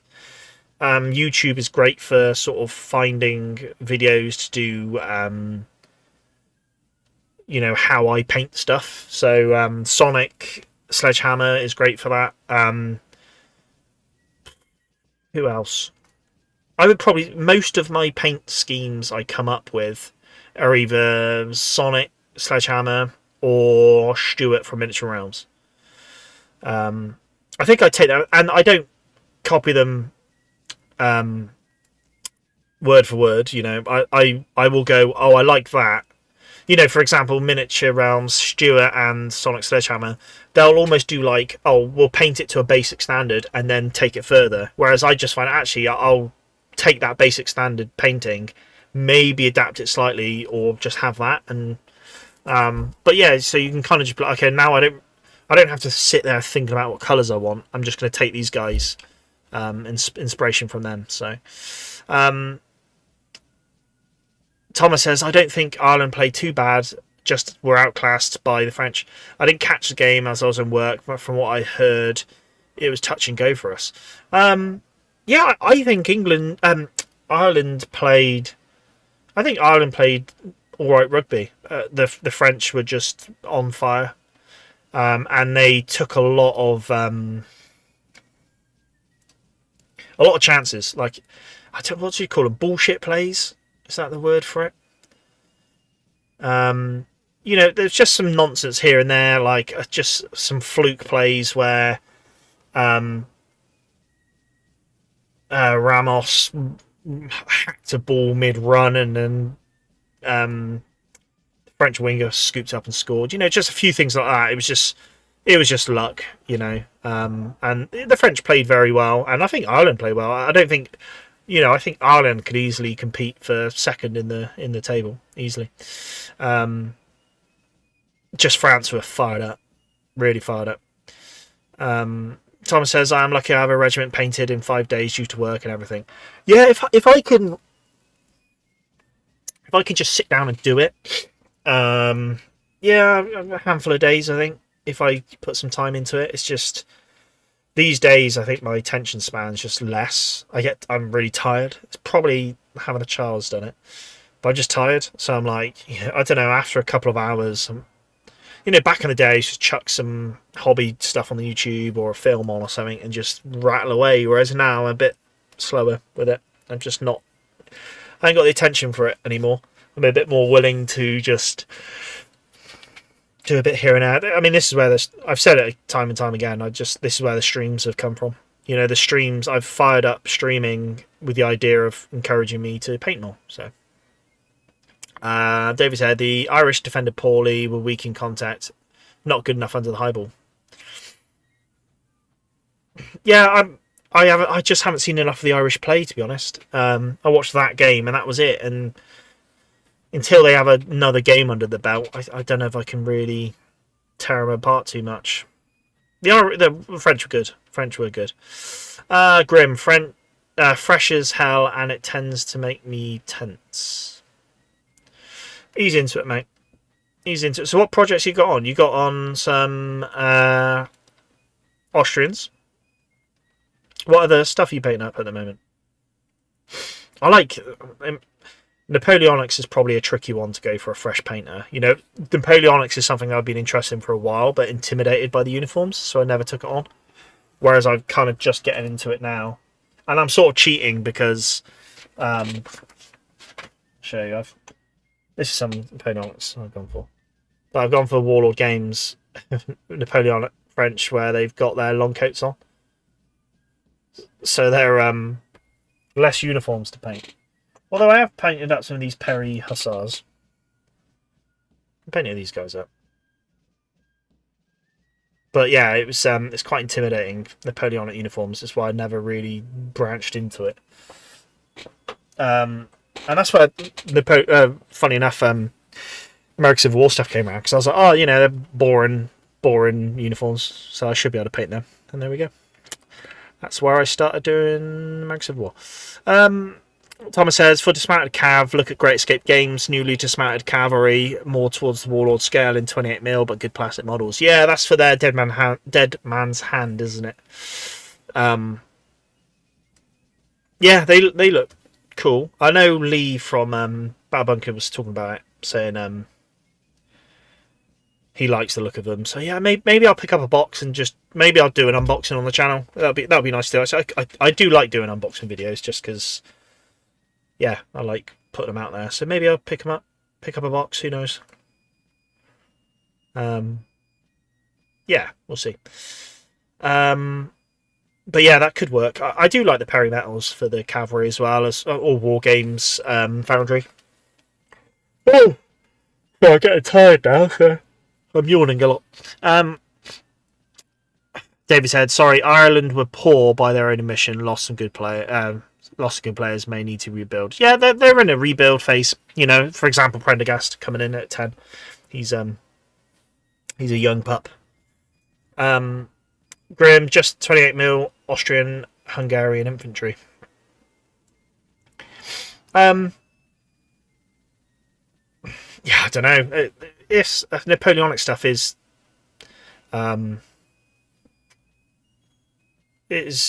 especially white as well. I mean, those white uniforms would be a bit of a night. I probably would put me off, to be honest. But fair play. I think you just got to rattle at them, mate. Just go at them, no fear, and take your time.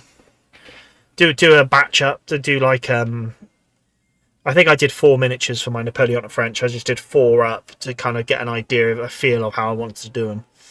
And then once I kind of got the paint scheme down, then I just go into more. But Grim says cheapen out on the great coats for the French. Oh yes, absolutely. I didn't intentionally do it. I was just because couple of years ago, I bought the Warlord Games Waterloo box set in 28mm. And yeah, it just turns out there.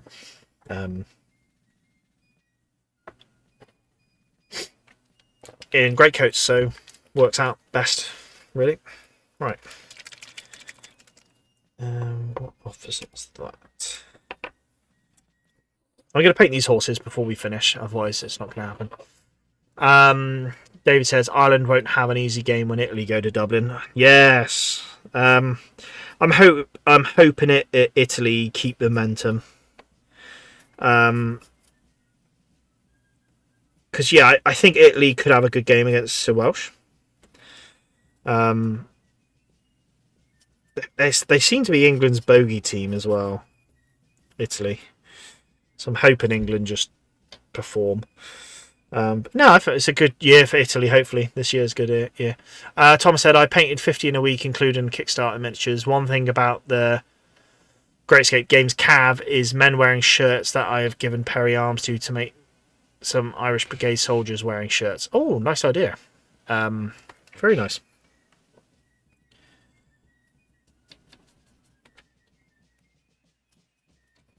Yeah, I mean, looking at some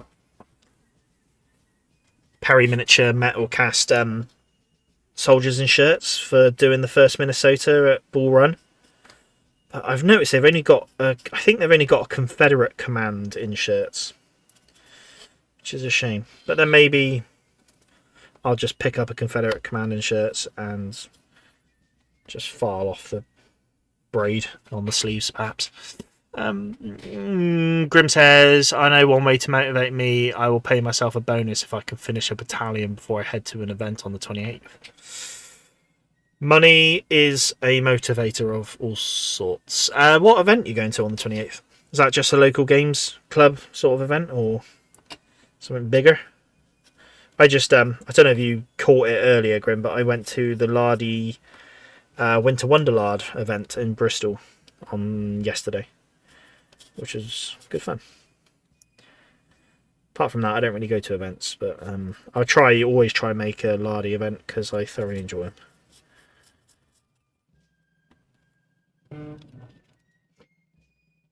Right.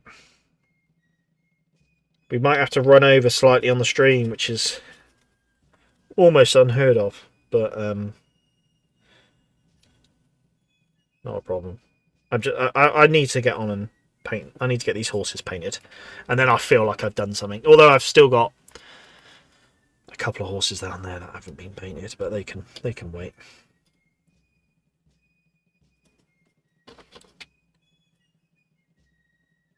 Hopefully we'll pick up some pace when we get onto the actual officers and the troopers. Horses just take time, I feel.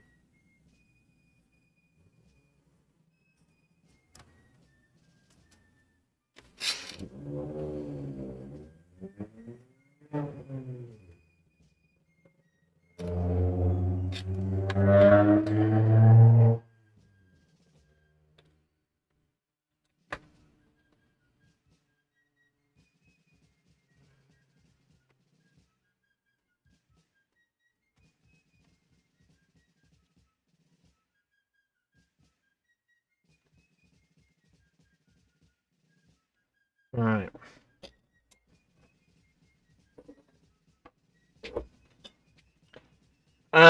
Heading up to Derby for Napoleonics. Fun to gather an event for just playing stuff. Sorry, I've misread that. Heading up to Derby for a Napoleonic fun get together event for just playing stuff. Oh, very nice. Very nice. Is that quite a big event, or how many people are going to that?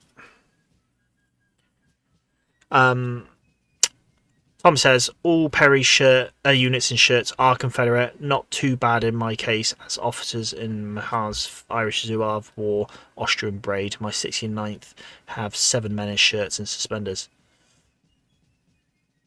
So on the Perry website, they say they have some infantry in shirts, and they're just described as infantry in shirts, so I assume they're sort of more universal.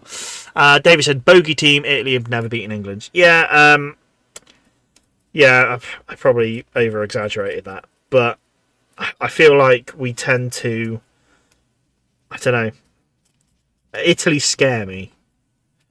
I guess our absolute bogey team is Wales up until recently, because it was all Wales always. England just always turn up and just play poorly against Wales. I think all things considered yesterday, I'm wondering if England should have probably put more points on them. But no, Italy do scare me because I just don't want us to lose against them. And do you know what? I feel like sometimes England maybe just assume the job's done before they even hit the pitch, and that's when the upsets happen. And I don't want us to do that against Italy. Grim says the last 2 times about 20 of us. Oh, so that's a nice size event then. Nice size event. Very good.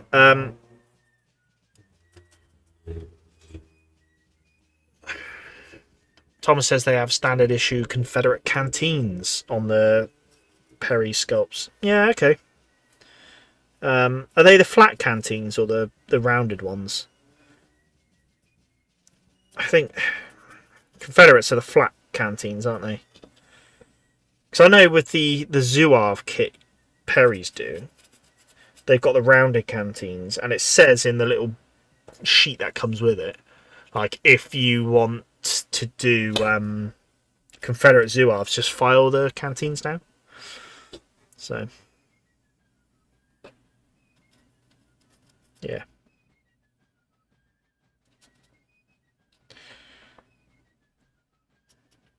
Also, I think I would just look past the canteens for what I want to do anyway. What other people want to do is fine, but I think I would, just because I'd like to model the 1st Minnesota in their red shirts for Bull Run. Because I want to do a Bull Run game, and I've actually got quite a lot of the units that were there. So on the weekend, at the Lardy Day, someone ran a sharp practice game of Matthews Hill at Bull Run, so that was quite cool to see. I didn't get to play it, but it was quite cool to see.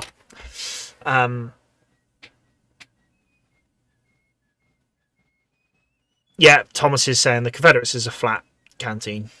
Yeah, so I was going to say, if they did a rounded canteen on the shirt troops, you could again flatten it down, but shame don't. David said England did leave points out on the table, but still played 50 minutes and then eased off. I say England seemed to do that recently. Well, I say recently, not so recently, but just ease off the throttle. It's almost like they've done their job and they ease off the throttle, and then that's where teams come and try and embarrass them.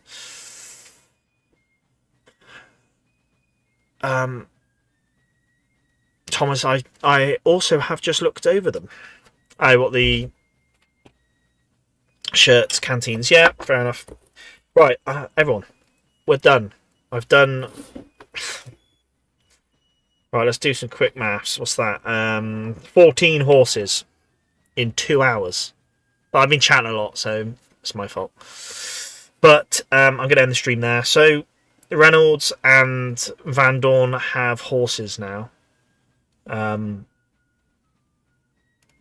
Painted. And then I'll go in and hit the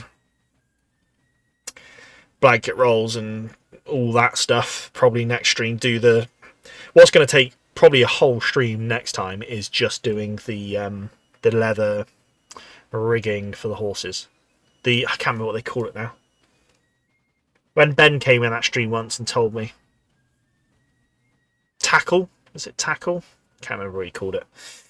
Yeah, so I've got to do all that, which I can do next stream, and hopefully we'll get on to some other stuff. If not, it could be 3 or 4 streams by the time we hit the actual horse riders. But yeah, I'm going to end the stream there anyway. So let's jump back here a minute. Let's go full face. What? So there we go. Thank you very much, everyone, coming to TAC. Thank you, Thomas. Thank you, Thomas. It is horse TAC. But yeah, thank you, everyone. Come and check the stream out. I'm going to quickly run through it. Mark saying tack now. Everyone's saying tack. Okay, it's tack. Right. Special thanks to everyone who's come and watched us live. I appreciate it. Mark, Robert, Tim, David, Luke, Thomas. Who else we've got? Grim. I think that's everyone. If I've missed anyone, please say. But I think that's all of us who have come watch this live. I massively appreciate it. If you're still here watching this back on YouTube, I appreciate it. Thank you so much. I hope you've enjoyed it. Those of you watching live, I hope you have enjoyed it. And yeah, so again, a massive special thanks, Thomas, for the models that we're painting here tonight, or painted tonight. And again, go check out the playlist with all the previous streams on there. You can see what we got up to previously. We're going to slug away. We'll be here next Sunday, continue with these officers. So yeah, come by next Sunday. Shout about it as well. Tell people about it. Let's get some more people in the stream. Grim's found it through the algorithm of YouTube, which is a near miracle, but miracles do happen. So thank you very much, Grim, and everyone. So appreciate it. Have an enjoyable rest of your Sunday and the week ahead, and I will see you 8 o'clock next Sunday. Good night.